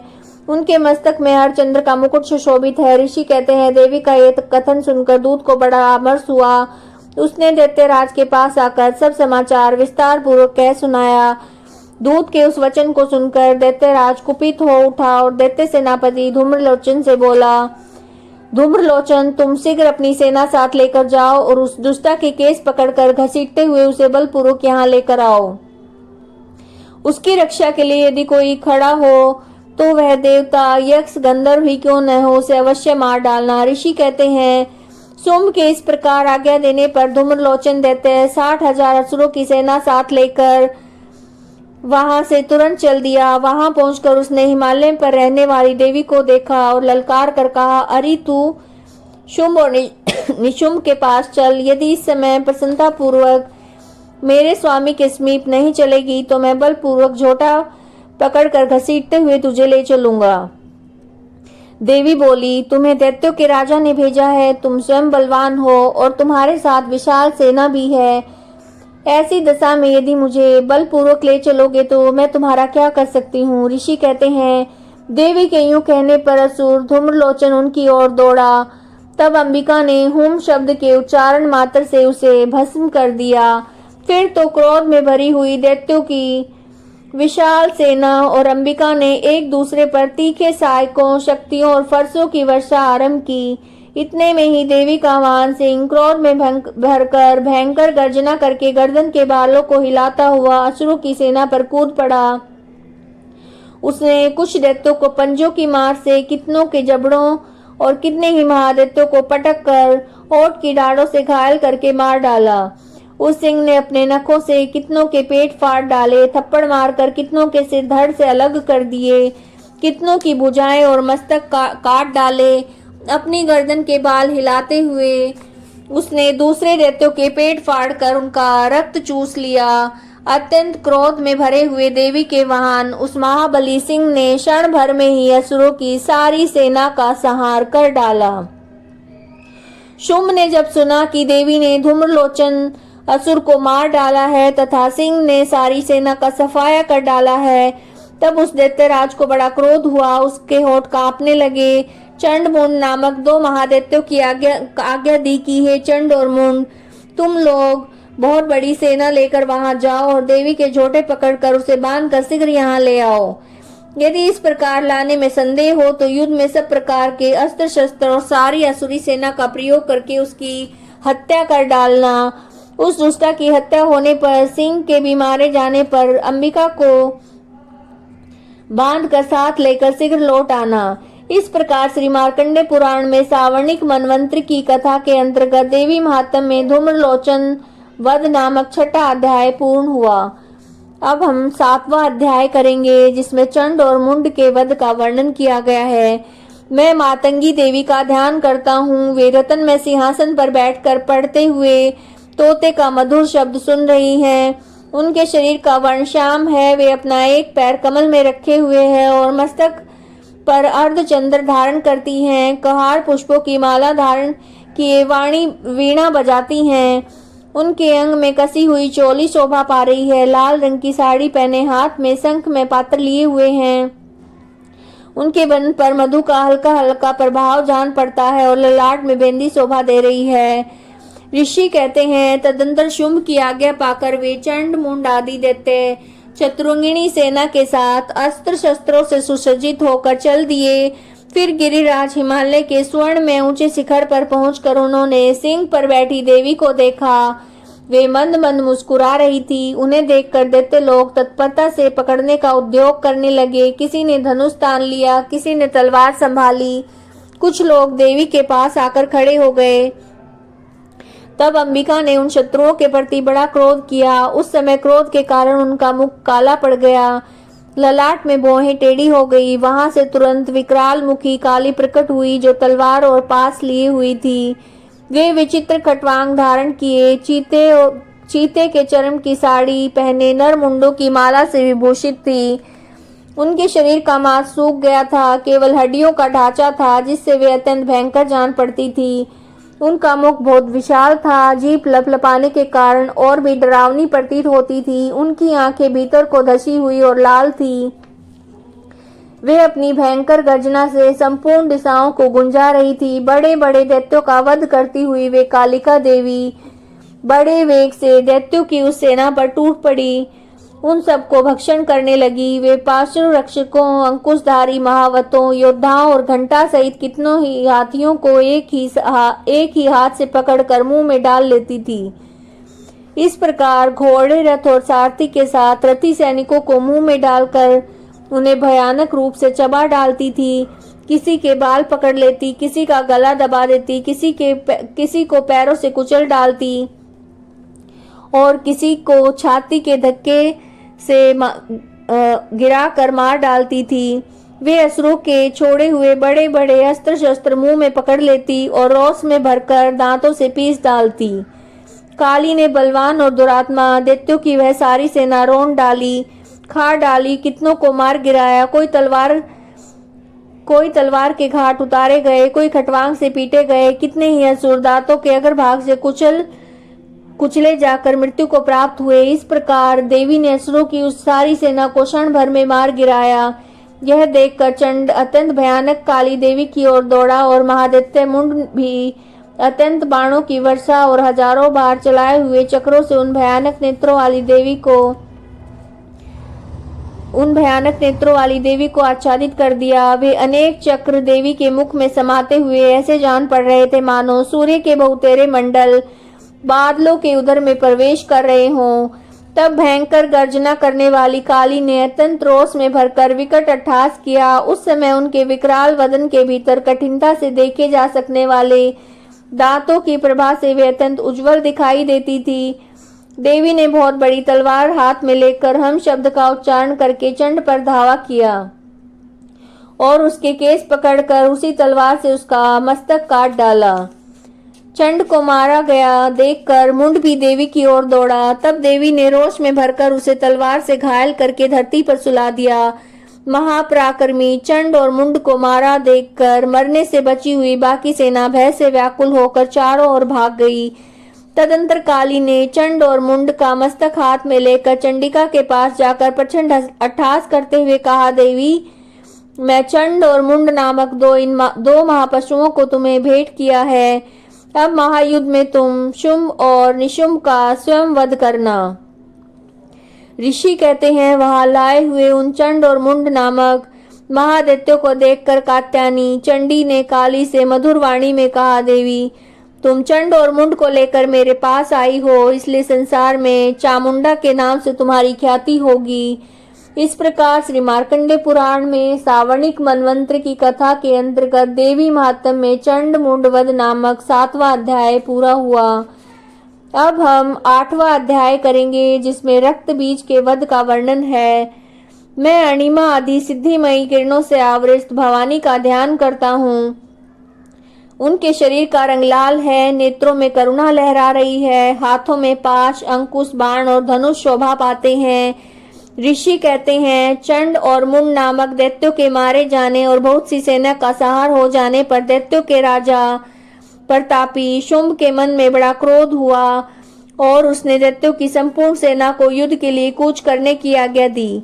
वह बोला, आज उदय युद्ध नाम के 86 दैत्य सेनापति अपनी सेनाओं के साथ युद्ध के लिए प्रस्थान करें। कंबू नाम वाले दैत्यों के 84 सेना नायक अपनी वाहिनी से घिरे हुए यात्रा करें। 50 कोटि वीर्य कुल के और 100 धौम्र कुल के असुर सेनापति मेरी आज्ञा से सेना सहित कूच करें। कालक, तोहद्र, मौर्य काल के असुर भी युद्ध के लिए तैयार होकर मेरी आज्ञा से तुरंत प्रस्थान करें।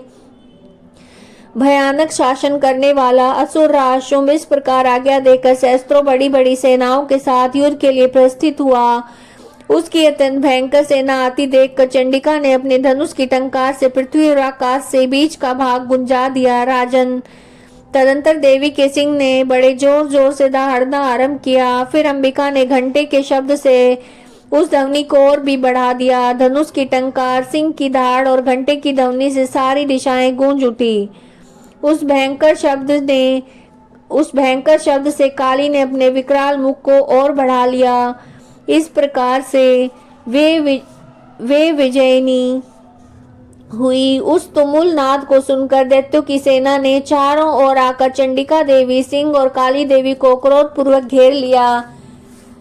राजन, इसी बीच में असुरों के विनाश और देवताओं के अभ्युदय के लिए ब्रह्मा, शिव, कार्तिकेय, विष्णु, इंद्र आदि देवों की शक्तियां जो अत्यंत पराक्रम और बल से संपन्न थी, उनके शरीरों से निकलकर उन्हीं के रूप में चंडिका के पास गई। जिस देवता का जैसा रूप वैसी वेशभूषा, जैसा वाहन, ठीक वैसे ही साधनों से संपन्न उनकी शक्ति असुरों से युद्ध करने के लिए आई। सबसे पहले हंस युक्त विमान पर बैठी हुई अक्षसूत्र और कमंडलू से सुशोभित ब्रह्मा जी की शक्ति उपस्थित हुई, जिसे ब्रह्माणी कहते हैं। महादेव जी की शक्ति वृषभ पर आरूढ़ होकर हाथों में श्रेष्ठ त्रिशूल धारण किए, महानाग का कंकण पहने, मस्तक में चंद्र रेखा से विभूषित होकर वहां पर पहुंची। कार्तिकेय जी की शक्ति रूपा जगदम्बिका उन्हीं का रूप धारण किए श्रेष्ठ मयूर पर आरूढ़ होकर हाथ में शक्ति लेकर दैत्यों से युद्ध करने के लिए आई। इसी प्रकार भगवान विष्णु की शक्ति गरुड़ पर विराजमान होकर शंख, चक्र, गदा, शांग, धनुष और खड्ग हाथ में लिए वहां पर आई। अनुपम यज्ञ वाराह का रूप धारण करने वाली श्री हरि की जो शक्ति है, वह भी वाराह शरीर धारण करके वहां उपस्थित हुई। नारसिंह शक्ति भी नृसिंह के समान शरीर धारण करके वहां पर आई। उसकी गर्दन के बालों के झटके से आकाश के तारे बिखर पड़ते थे। इसी प्रकार इंद्र की शक्ति वज्र हाथ में लिए गजराज ऐरावत पर बैठकर आई। उसके सहस्त्र नेत्र थे, इंद्र का जैसा रूप है वैसा ही उसका भी था। तदंतर उन देव शक्तियों से घिरे हुए महादेव जी ने चंडिका से कहा, मेरी प्रसन्नता के लिए तुम शीघ्र ही इन असुरों का संहार करो। तब देवी के शरीर से अत्यंत भयानक और परम उग्र चंडिका शक्ति प्रकट हुई, जो सैकड़ों गीदड़ियों की भांति आवाज करने वाली थी। उस अपराजिता देवी ने धूमिल जटा वाले महादेव जी से कहा, भगवान, आप शुंभ निशुंभ के पास दूत बनकर जाइए और अत्यंत गर्वीले दानव शुंभ और निशुंभ दोनों से कहिए, साथ ही उनके अतिरिक्त जो दानव युद्ध के लिए वहां उपस्थित हों उनको भी संदेश दीजिए। दैत्यो, यदि तुम जीवित रहना चाहते हो तो पाताल को लौट जाओ। इंद्र को त्रिलोकी का राज्य मिल जाए और देवता यज्ञ भाग का उपभोग करें। यदि बल के घमंड में आकर तुम युद्ध की अभिलाषा रखते हो तो आओ, मेरी सेवाएं योगिनियां तुम्हारे कच्चे मांस से तृप्त हों। चूंकि उस देवी ने भगवान शिव को दूत के कार्य में नियुक्त किया था, इसलिए वह शिवदूती के नाम से संसार में विख्यात हुई। वे महादित्य भी भगवान शिव के मुंह से देवी के वचन सुनकर क्रोध में भर गए। जहां कात्यायनी विराजमान थी उस ओर बढ़े। तदंतर वे दैत्य अमरस में भरकर पहले देवी के ऊपर बाण, शक्ति, दृष्टि आदि अस्त्रों की वृष्टि करने लगे। तब देवी ने खेल खेल में ही धनुष की टंकार और उससे छोड़े हुए बड़े बड़े बाणों के द्वारा दैत्यों के चलाए हुए बाण, शूल, शक्ति, फरसों को काट डाला। फिर काली उनके आगे होकर शत्रुओं की शूल के प्रहार से विदीर्ण करने लगी। खटवांग से उनका कचूमर निकालती हुई रणभूमि में विचरने लगी। ब्रह्माणी भी जिस ओर दौड़ती उस और अपने कमंडलों का जल छिड़क कर शत्रुओं के ओज और पराक्रम को नष्ट कर देती थी। माहेश्वरी त्रिशूल से, वैष्णवी चक्र से और अत्यंत क्रोध में भरी हुई कुमार कार्तिकेय की शक्ति ने शक्ति से दैत्यों का संहार आरंभ किया। इंद्र शक्ति के वज्र प्रहार से विदीर्ण होकर सैकड़ों दैत्य दानव रक्त की धारा बहाते हुए पृथ्वी पर सो गए। वाराही शक्ति ने कितनों को अपने थुथनों की मार से नष्ट कर दिया। डाढ़ों के अग्रभाग से कितनों की छाती छेद डाली। कितने ही दैत्य अपने चक्र की चोट से विदीर्ण होकर गिर पड़े। नारसिंह भी दूसरे महादैत्यों को अपने नखों से विदीर्ण करके खाती हुई सिंह नाद से दिशा और आकाश को गुंजाती हुई युद्ध क्षेत्र में विचरने लगी। कितने ही असुर शिवदूती के प्रचंड अट्टहास से अत्यंत भयभीत होकर पृथ्वी पर गिर पड़े और गिरने पर उन्हें शिवदूती ने उस समय अपना ग्रास बना लिया। इस प्रकार क्रोध में भरे हुए मातृगणों को नाना प्रकार के उपयोग से बड़े बड़े असुरों का मर्दन करते देखकर दैत्य सैनिक भाग खड़े हुए। मातृगणों से पीड़ित दैत्यों को युद्ध से भागते देखकर रक्त बीज नामक महादैत्य क्रोध में भरकर युद्ध करने के लिए आया। उसके शरीर से रक्त की बूंद पृथ्वी पर गिरती, तब उसके समान शक्ति वाला एक दूसरा महादैत्य पृथ्वी पर पैदा हो जाता। महाअसुर रक्त बीज हाथ में गदा लेकर इंद्र शक्ति के साथ युद्ध करने लगा।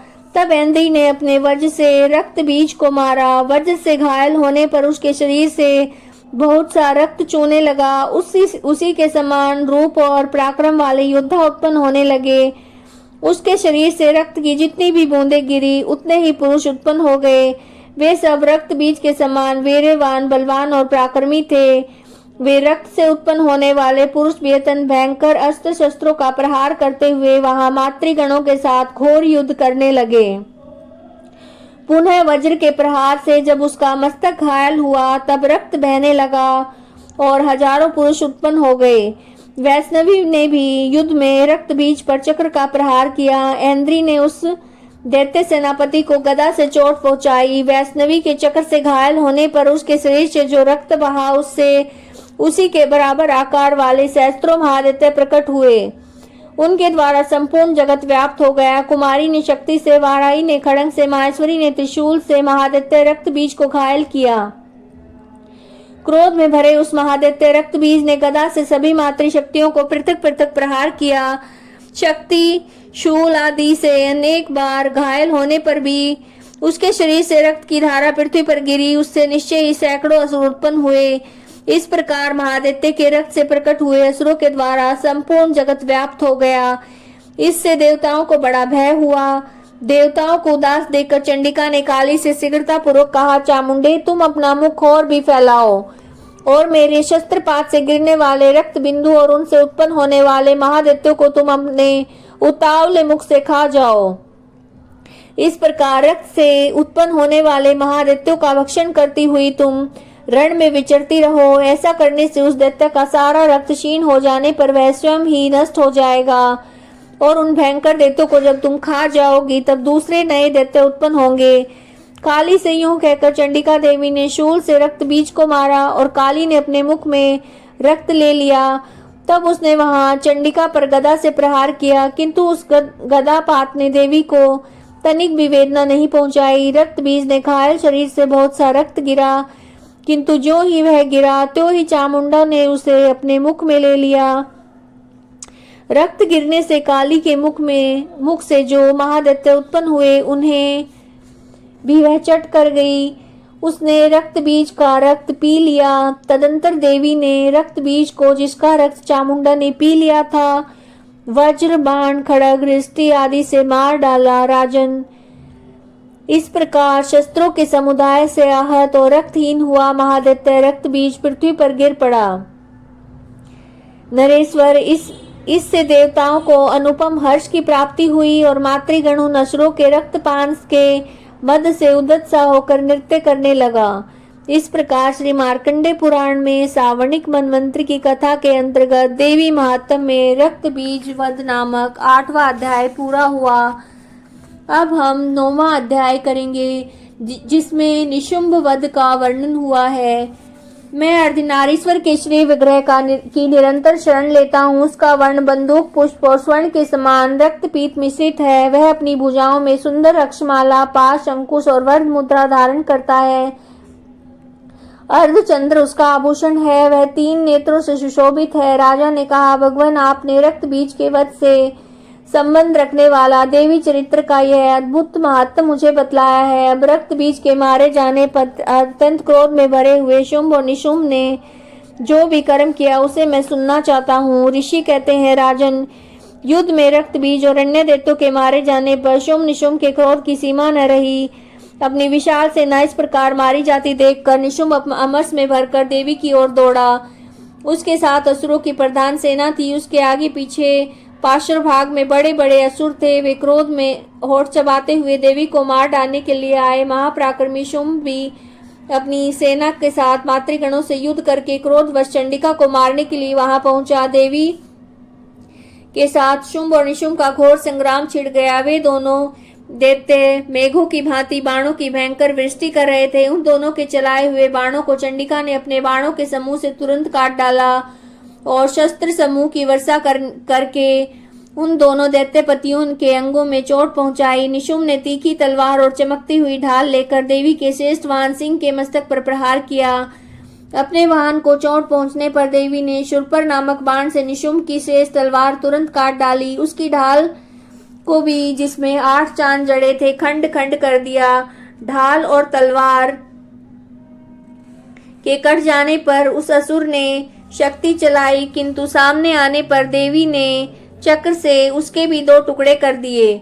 अब तो निशुंभ क्रोध से जल उठा। उस दानव ने भी देवी को मारने के लिए शूल उठाया, किंतु देवी ने समीप आने पर उसे मुक्के से मारकर चूर्ण कर दिया। तब उसने गदा घुमाकर चंडी के ऊपर चलाई, परंतु वह भी देवी के त्रिशूल से कटकर भस्म हो गई। तदंतर दैत्यराज निशुंभ को फरसा हाथ में लेकर आते देखकर देवी ने बाण समूह से घायल होकर धरती पर उसे सुला दिया। भयंकर पराक्रमी भाई निशुंभ के धराशायी हो जाने पर शुंभ को बड़ा क्रोध आया और अंबिका का वध करने के लिए आगे बढ़ा। रथ पर बैठे बैठे ही उत्तम आयुधों से सुशोभित अपनी बड़ी बड़ी 8 अनुपम भुजाओं से समूचे आकाश को ढककर वह अद्भुत शोभा पाने लगा। उसे आते देखकर देवी ने शंख बजाया, धनुष की प्रत्यंचा भी अत्यंत दुष्य शब्द किया। साथ ही घंटे के शब्द से समस्त दैत्य सैनिकों के तेज को नष्ट करने वाला था, संपूर्ण दिशाओं को व्याप्त कर दिया। तदंतर सिंह ने भी अपनी दहाड़ से, जिसे सुनकर बड़े बड़े गजराजों का महान मत दूर हो जाता था, आकाश, पृथ्वी और 10 दिशाओं को गुंजा दिया। फिर काली ने आकाश में उछलकर अपने हाथों से पृथ्वी पर आघात किया। उसे ऐसा भयंकर शब्द हुआ जिससे पहले के सभी शब्द शांत हो गए। तत्पश्चात शिवदूती ने दैत्यों के लिए अमंगल जनक अट्टहास किया। इन शब्दों को सुनकर समस्त असुर थर्रा उठे, किंतु शुंभ को बड़ा क्रोध हुआ। उस समय देवी ने जब शुंभ को लक्ष्य करके कहा, ओ दुरात्मन, खड़ा रह, खड़ा रह। तभी आकाश में खड़े हुए देवता बोल उठे, जय हो, जय हो। शुंभ ने वहां आकर ज्वालाओं से युक्त अत्यंत भयानक शक्ति चलाई।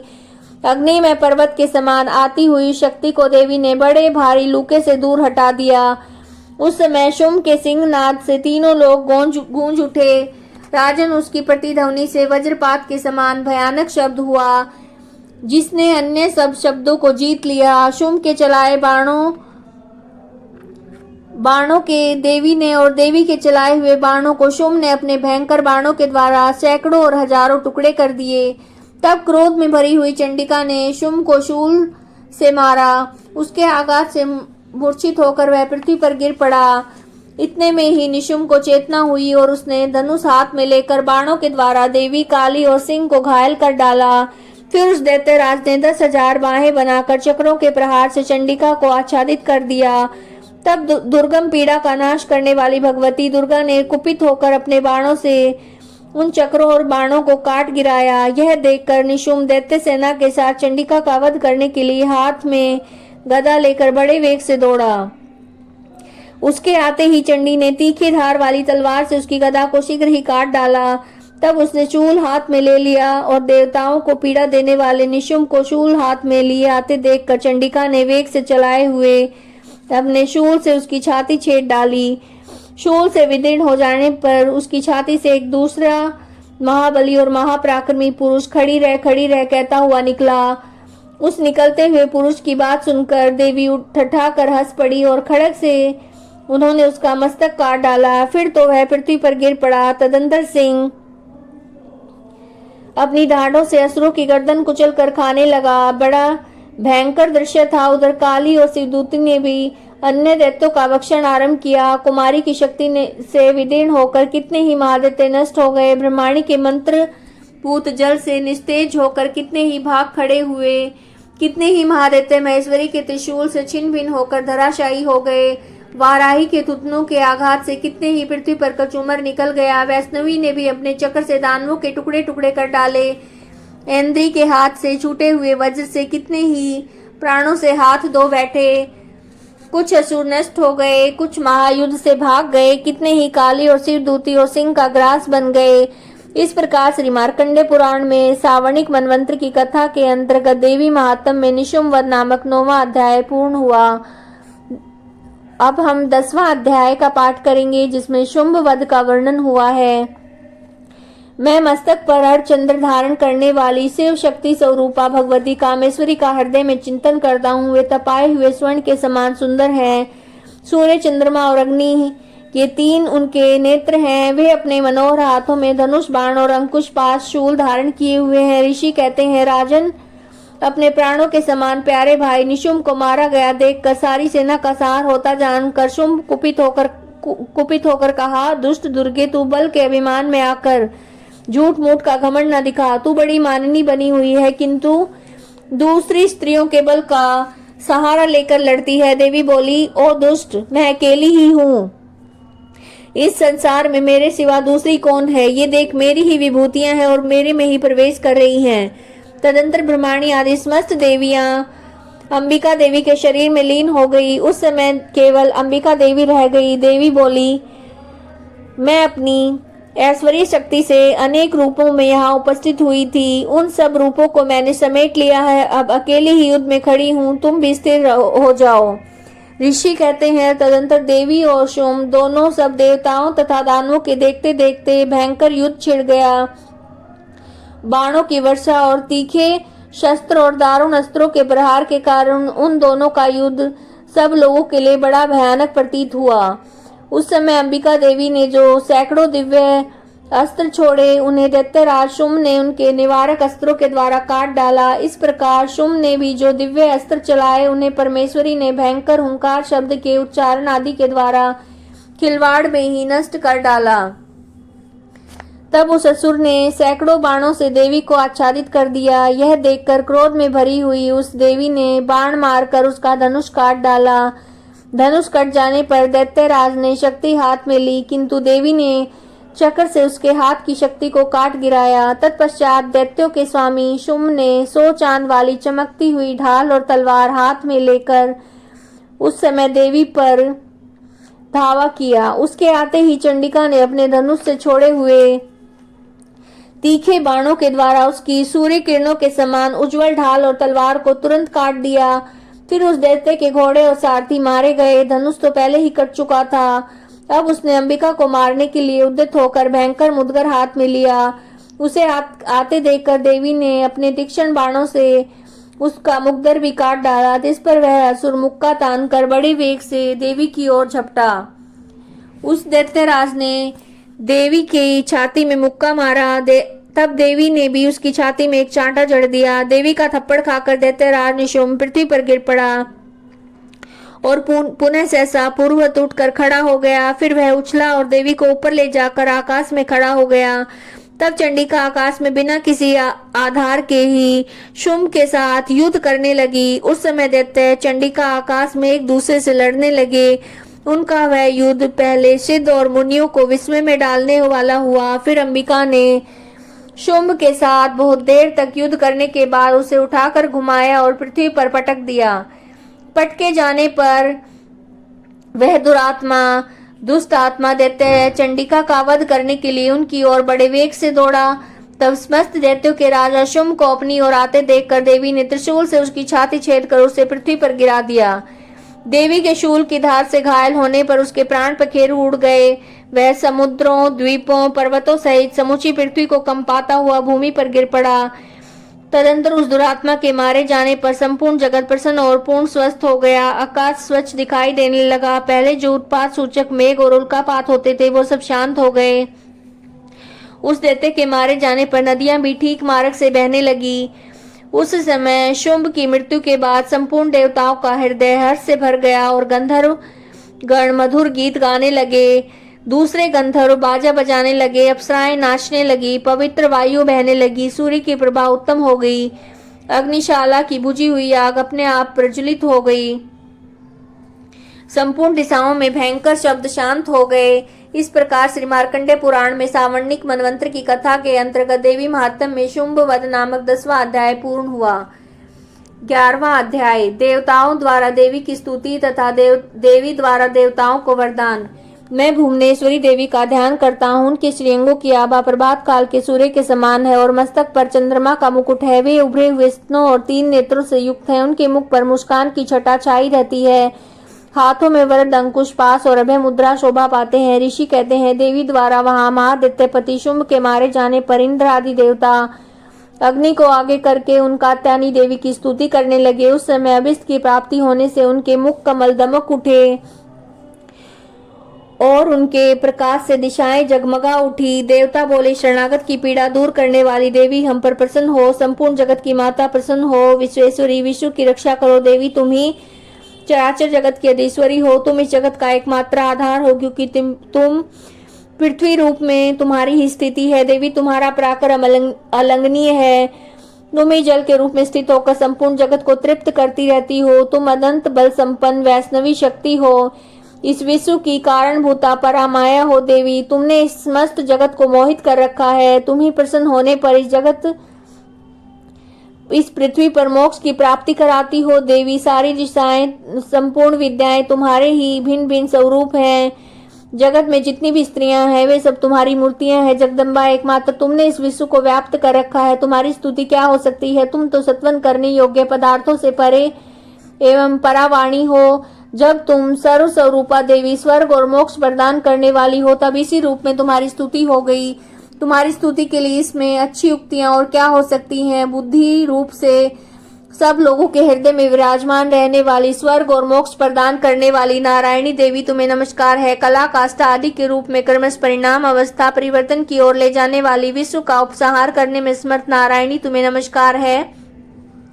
नारायणी तुम सब प्रकार का मंगल प्रदान करने वाली मंगलमयी हो। कल्याणदायिनी शिवा हो। सब पुरुषार्थों को सिद्ध करने वाली शरणागत वत्सला 3 नेत्रों वाली एवं गौरी हो तुम्हें नमस्कार है। तुम सृष्टि पालन और संहार की शक्ति भूता सनातनी देवी गुणों का आधार तथा सर्व गुणमयी हो। नारायणी तुम्हें नमस्कार है। शरण में आए हुए दीन और पीड़ितों की रक्षा में संलग्न रहने वाली सबकी पीड़ा दूर करने वाली नारायणी तुम्हें नमस्कार है। नारायणी तुम ब्रह्मांड का रूप धारण करके हंसों से जुटे हुए विमान पर बैठती तथा कुश मिश्रित जल छिड़कती रहती हो तुम्हें नमस्कार है। माहेश्वरी रूप से त्रिशूल चंद्रमा और सर्प को धारण करने वाली महान वृषभ की पीठ पर बैठने वाली नारायणी देवी तुम्हें नमस्कार है। मोर और मुर्गों से घिरी रहने वाली महाशक्ति धारण करने वाली कुमारी रूप धारणी निष्पापी नारायणी तुम्हें नमस्कार है। शंख चक्र गदा चांग धनुष उत्तम आयुधों को धारण करने वाली वैष्णवी शक्ति रूपा नारायणी तुम प्रसन्न हो, तुम्हें नमस्कार है। हाथ में भयानक महाचक्र लिए दाढ़ों पर धरती को उठाए हुए वाराही रूप धारणी कल्याणमयी नारायणी तुम्हें नमस्कार है। भयंकर नरसिंह रूप से दैत्यों के वध के लिए उद्योग करने वाली त्रिभुवन की रक्षा में संलग्न रहने वाली नारायणी तुम्हें नमस्कार है।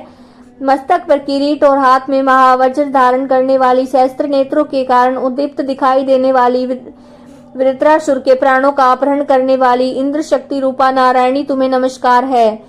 शिवदूती रूप से दैत्यों की महती सेना का संहार करने वाली भयंकर रूप धारण तथा विकट गर्जना करने वाली नारायणी तुम्हें नमस्कार है। दाढ़ों के कारण विकराल मुख वाली मुंडमाला से विभूषित मुंड मर्दिनी चामुंडा रूपा नारायणी तुम्हें नमस्कार है। लक्ष्मी लज्जा महाविद्या श्रद्धा पुष्टि सौधा ध्रुवा महारात्रि महा अविद्या रूपा नारायणी तुम्हें नमस्कार है। मेधा सरस्वती वरा भूति बाभ्रवी तामसी नियता तथा ईशा रूपिणी नारायणी तुम्हें नमस्कार है। सर्व स्वरूपा सर्वेश्वरी सब प्रकार की शक्तियों से संपन्न दिव्य रूपा दुर्गे देवी सब भयों से हमारी रक्षा करो तुम्हें नमस्कार है। कात्यायनी यह तीन लोचनों से विभूषित तुम्हारा सौम्य मुख सब प्रकार के भयों से हमारी रक्षा करे तुम्हें नमस्कार है। भद्रकाली ज्वालाओं के कारण विकराल प्रतीत होने वाला अत्यंत भयंकर समस्त असुरों का संहार करने वाला तुम्हारा त्रिशूल भय से हमें बचाए तुम्हें नमस्कार है। देवी जो अपनी ध्वनि से संपूर्ण जगत को व्याप्त करके दैत्यों के तेज नष्ट किए देता है, वह तुम्हारा घंटा हम लोगों के पापों से उसी प्रकार रक्षा करे जैसे माता अपने पुत्रों की बुरे कर्मों से रक्षा करती है। चंडिके तुम्हारे हाथों में सुशोभित खड्ग जो असुरों के रक्त और चर्बी से चर्चित है, हमारा मंगल करे हम तुम्हें नमस्कार करते हैं। देवी तुम प्रसन्न होने पर सब रोगों को नष्ट कर देती हो, कुपित होने पर मन वांछित सभी कामनाओं का नाश कर देती हो। जो लोग तुम्हारी शरण में जा चुके हैं उन पर विपत्ति आती ही नहीं है। तुम्हारी शरण में गए हुए मनुष्य दूसरों को शरण देने वाले हो जाते हैं। देवी अंबिके तुम अपने स्वरूप को अनेक भागों में विभक्त करके नाना प्रकार के रूपों जो इस समय धर्मद्रोही महादैत्यों का संहार किया है, वह सब दूसरी कौन कर सकती थी। विद्याओं में ज्ञान को प्रकाशित करने वाली शास्त्रों में आदि वाक्यों में तुम्हारे सिवा और किसका वर्णन है, तथा तुमको छोड़कर दूसरी कौन ऐसी शक्ति है जो विश्व को अज्ञान में घोर अंधकार से परिपूर्ण ममता रूपी गड्ढे में निरंतर भटका रही है।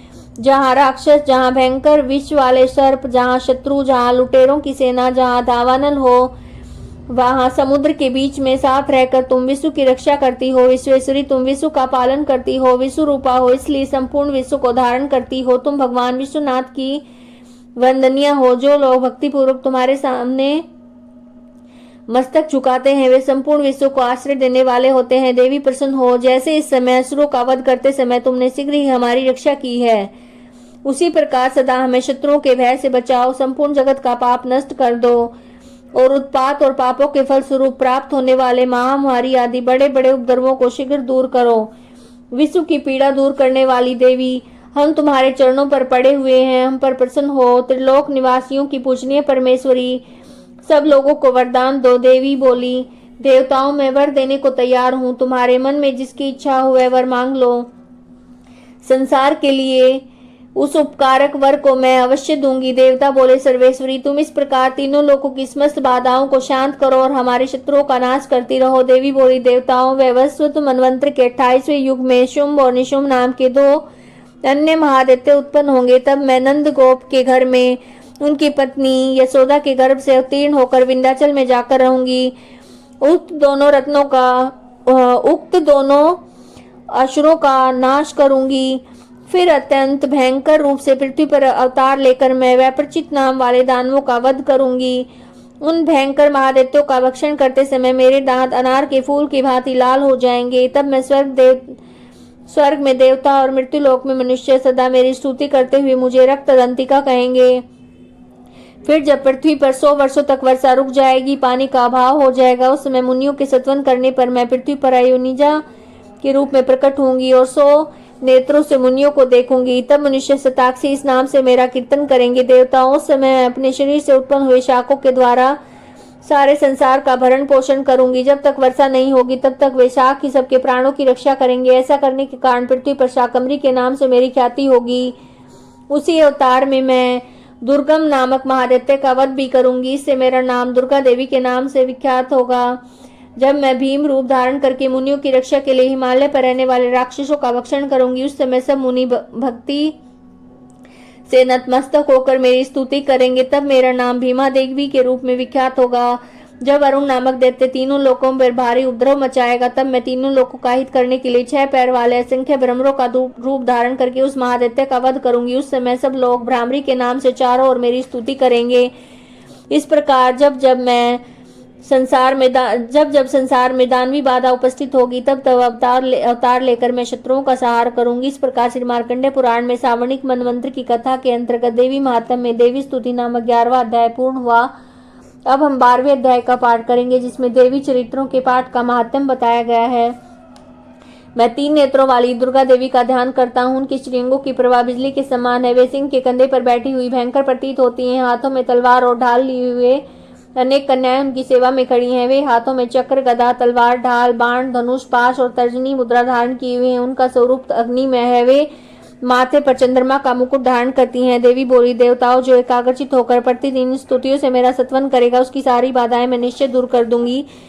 जो मधुकैटभ का नाश, महिषासुर का वध और शुंभ और निशुंभ के संहार के प्रसंग का पाठ करेंगे। अष्टमी, चतुर्दशी और नवमी को जो एकाग्रचित होकर भक्ति पूर्वक मेरे उत्तम महात्म का श्रवण करेंगे, उन्हें कोई पाप छू नहीं सकेगा।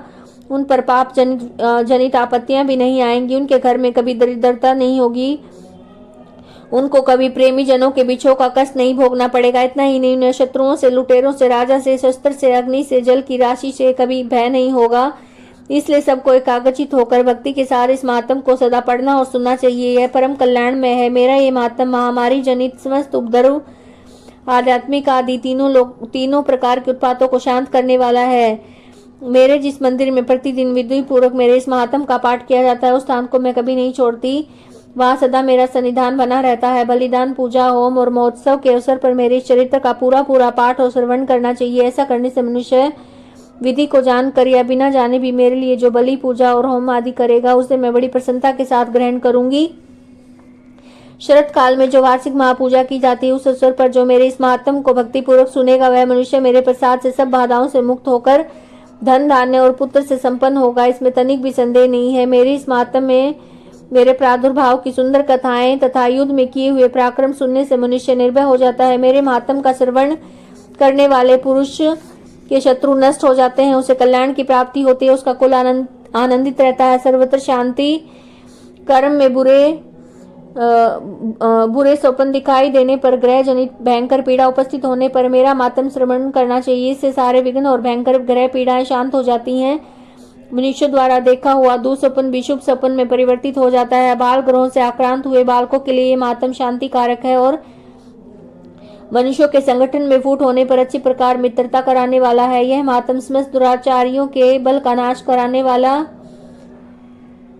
इसके पाठ मात्र से ही राक्षसों, भूत और पिशाचों का नाश हो जाता है। मेरा यह सब महात्म मेरे सामीप्य की प्राप्ति कराने वाला है। पशु, पुष्प, अर्घ्य, धूप, दीप, गंध और उत्तम सामग्रियों द्वारा पूजन करने से, ब्राह्मणों को भोजन कराने से, होम करने से, प्रतिदिन अभिषेक करने से, नाना प्रकार के अन्य भोगों का अर्पण करने से, दान आदि देने से 1 वर्ष तक मेरी आराधना की जाती है। और उससे जितनी प्रसन्नता होती है, उतनी ही प्रसन्नता मेरे इस उत्तम चरित्र का एक बार श्रवण करने मात्र से हो जाती है। महात्म श्रवण करने पर पापों को हर लेता है, आरोग्य प्रदान करता है। मेरे प्रादुर्भाव का कीर्तन समस्त भूतों से रक्षा करता है। मेरा युद्ध विषयक चरित्र दुष्ट दैत्यों का संहार करने वाला है। इसको श्रवण करने से मनुष्यों को शत्रु का भय नहीं रहता। देवताओं, तुमने, ब्रह्म ऋषियों ने जो मेरी स्तुति की है, ब्रह्मा जी ने जो स्तुतियां की हैं, वे सब कल्याणमयी बुद्धि प्रदान करती हैं। वन में, सूने मार्ग में, दावानल में गिर जाने पर, निर्जन स्थान में लुटेरों के दाव में पड़ जाने पर, शत्रुओं से पकड़े जाने पर, अथवा जंगल में सिंह, व्याघ्र और जंगली हाथियों से पीछा किए जाने पर, कुपित राजा के आदेश से वध और बंधन के स्थान में लिए जाने पर, अथवा महासागर में नाव पर बैठने पर, भारी तूफान से नाव के डगमग होने पर, अत्यंत भयंकर युद्ध में शस्त्रों का प्रहार होने पर, वेदना से पीड़ित होने पर, बहुना सभी भयानक बाधाओं उपस्थित होने पर, जो मेरे इस चरित्र का स्मरण करता है, वह मनुष्य संकट से मुक्त हो जाता है। मेरे प्रभाव से सिंह आदि हिंसक जंतु नष्ट हो जाते हैं। लुटेरे और शत्रु भी मेरे चरित्र का स्मरण करने वाले पुरुष से दूर भागते हैं। ऋषि कहते हैं, यूं कहकर प्रचंड पराक्रम वाली भगवती चंडिका सब देवताओं के देखते देखते वहीं पर अंतर ध्यान हो गई। फिर समस्त देवता भी असुरों के मारे जाने से निर्भय होकर पहले ही भांति यज्ञ भाग का उपभोग करते हुए अपने अपने अधिकार का पालन करने लगे। संसार का विध्वंस करने वाले महाभयंकर अतुल पराक्रमी देव शत्रु शुंभ महाबली निशुंभ युद्ध में देवी द्वारा मारे जाने पर शेष दैत्य पाताल लोक में चले आए। राजन, इस प्रकार भगवती अंबिका देवी नित्य पुनः पुनः प्रकट होकर जगत की रक्षा करती हैं। वे इस विष्णु को मोहित करती हैं, वे इस जगत को जन्म देती हैं, प्रार्थना करने पर संतुष्ट होकर विज्ञान और स्मृति प्रदान करती हैं। राजन, महाप्रलय के समय महामारी का स्वरूप धारण करने वाली वे महाकाली समस्त ब्रह्मांड में व्याप्त हैं। वे समय समय पर महामारी होती हैं, वे स्वयं अजन्मा होती हुई सृष्टि के रूप में प्रकट होती हैं। वे सनातनी देवी समय अनुसार संपूर्ण भूतों की रक्षा करती हैं। मनुष्यों के अभ्युदय के समय वे घर में लक्ष्मी के रूप में स्थित होकर उन्नति प्रदान करती हैं। वे अभाव के समय दरिद्रता बनकर विनाश का कारण होती हैं। पुष्प, धूप और गंध आदि से पूजन करके उनकी स्तुति करने पर वे धन, पुत्र, धार्मिक बुद्धि और उत्तम गति प्रदान करती हैं। इस प्रकार श्री मार्कंडेय पुराण में सावर्णिक मनवंतर की कथा के अंतर्गत देवी महात्म्य में फल स्तुति नामक 12वां अध्याय पूर्ण हुआ। 13वां अध्याय सूरत और वैश्य को देवी का वरदान। जो उदय काल के सूर्य मंडल की सी कांति धारण करने वाली है, जिनकी 4 भुजाएं हैं, 3 नेत्र हैं, जो अपने हाथों में पाश, अंकुश, वर और अभय की मुद्रा धारण की रहती हैं, उन शिवा देवी को मैं ध्यान करता हूँ। ऋषि कहते हैं, राजन, इस प्रकार मैंने तुमसे देवी के उत्तम आत्म का वर्णन किया है, जो इस जगत को धारण करती हैं।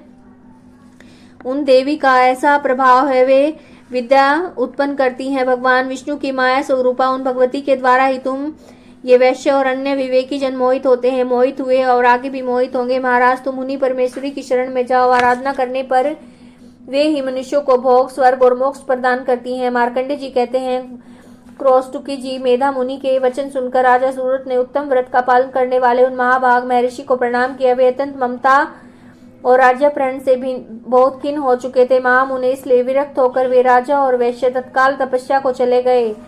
जगदम्बा के दर्शन के लिए नदी के तट पर रहकर तपस्या करने लगे। वैश्य उत्तम देवी सूक्त का जप करते हुए तपस्या में प्रवृत्त हुए। वे दोनों नदी के तट पर देवी की मिट्टी की मूर्ति बनाकर पुष्प, धूप और हवन के द्वारा उनकी आराधना करने लगे। उन्होंने पहले तो आहार धीरे धीरे कम किया, फिर बिल्कुल निराहार रहकर देवी में ही मन लगाए एकाग्रता पूर्वक उनका चिंतन आरंभ किया। फिर दोनों अपने शरीर के रक्त से प्रोक्षित बलि देते हुए लगातार 3 वर्ष तक संयम पूर्वक आराधना करते रहे। इस पर प्रसन्न होकर जगत को धारण करने वाली चंडिका देवी प्रत्यक्ष दर्शन देकर कहा। देवी बोली, राजन तथा अपने कुल को आनंदित करने वाले वैश्य, तुम लोग जिस वस्तु की अभिलाषा रखते हुए मुझसे मांगो, मैं संतुष्ट हूं, अतः तुम्हें वह सब कुछ दूंगी। मार्कंडेय जी कहते हैं, तब राजा ने दूसरे जन्म में नष्ट न होने वाला राज्य मांगा और इस जन्म में शत्रु और सेना को बलपूर्वक नष्ट करके पुनः अपना राज्य प्राप्त कर लेने का वरदान मांगा। वैश्य का चित्त संसार की ओर से खिन्न और विरक्त हो चुका था। वे बड़े बुद्धिमान थे। उस समय उन्होंने तो ममता और अहंता रूप आसक्ति का नाश करने वाला ज्ञान मांगा। देवी बोली, राजन, तुम थोड़े ही दिनों में शत्रुओं को मारकर अपना राज्य प्राप्त कर लोगे। अब वहां तुम्हारा राज्य स्थिर रहेगा। फिर मृत्यु के बाद तुम भगवान विवस्वान सूर्य के अंश से जन्म लेकर इस पृथ्वी पर सावर्णिक मनु के नाम से विख्यात होगे। वैश्यवर्य, तुमने भी जिस वर को प्राप्त करने की इच्छा की है उसे मैं देती हूँ। तुम्हें मोक्ष के लिए ज्ञान प्राप्त होगा। मार्कंडेय जी कहते हैं, इस प्रकार उन दोनों को मनवांछित वरदान देकर तथा उनके द्वारा भक्ति पूर्वक अपनी स्तुति सुनकर देवी अंबिका तत्काल अंतर ध्यान हो गई। इस तरह से देवी से वरदान पाकर क्षत्रियों में से सूर्य से जन्म लेकर सावर्णिक नामक मनु होंगे। इस प्रकार श्री मार्कंडेय पुराण में सावर्णिक मनवंतर की कथा के अंतर्गत देवी महात्म्य में सूरत और वैश्य को वरदान नामक 13वां अध्याय पूर्ण हुआ। क्षमा प्रार्थना। परमेश्वरी, मेरे द्वारा रात दिन सहस्त्रों अपराध होते रहते हैं। यह मेरा दास है, यूं समझकर मेरे उन अपराधों को तुम कृपा पूर्वक क्षमा करो। परमेश्वरी, मैं आह्वान नहीं जानता, विसर्जन करना नहीं जानता तथा पूजा करने का ढंग भी नहीं जानता, क्षमा करो। देवी सुरेश्वरी, मैंने जो मंत्रहीन, क्रियाहीन, भक्तिहीन पूजन किया है वह सब आपकी कृपा से पूर्ण हो। सैकड़ों अपराध करके भी जो तुम्हारी शरण में जा जगदम्ब कहकर पुकारता है वह उसे वही गति प्राप्त होती है जो ब्रह्मा आदि देवताओं के लिए भी शुल्भ नहीं है। जगदम्बिके, मैं अपराधी हूँ, किंतु तुम्हारी शरण में आया हूँ। इस समय दया का पात्र हूँ, तुम जैसा चाहो वैसा करो। देवी परमेश्वरी, अज्ञान से, भूल से या बुद्धि भ्रांत होने के कारण मैंने जो भी न्यूनता या अधिकता कर दी हो वह सब क्षमा करो और प्रसन्न हो। सच्चिदानंद स्वरूपा परमेश्वरी, जगत माता कामेश्वरी, तुम प्रेम पूर्वक मेरी ये पूजा स्वीकार करो और मुझ पर प्रसन्न रहो। देवी सुरेश्वरी, तुम गोपनीय से भी गोपनीय वस्तु की रक्षा करने वाली हो। मेरे निवेदन किए हुए इस जप को ग्रहण करो, तुम्हारी कृपा से मुझे सिद्धि प्राप्त हो। माता रानी की कृपा हम सब पर बनी रहे। माँ हम पर प्रसन्न हो, हमें आशीर्वाद दें। और अगर आपको ये वीडियो पसंद आई है तो प्लीज़ लाइक कीजिएगा और चैनल को सब्सक्राइब कीजिएगा। जय माता रानी।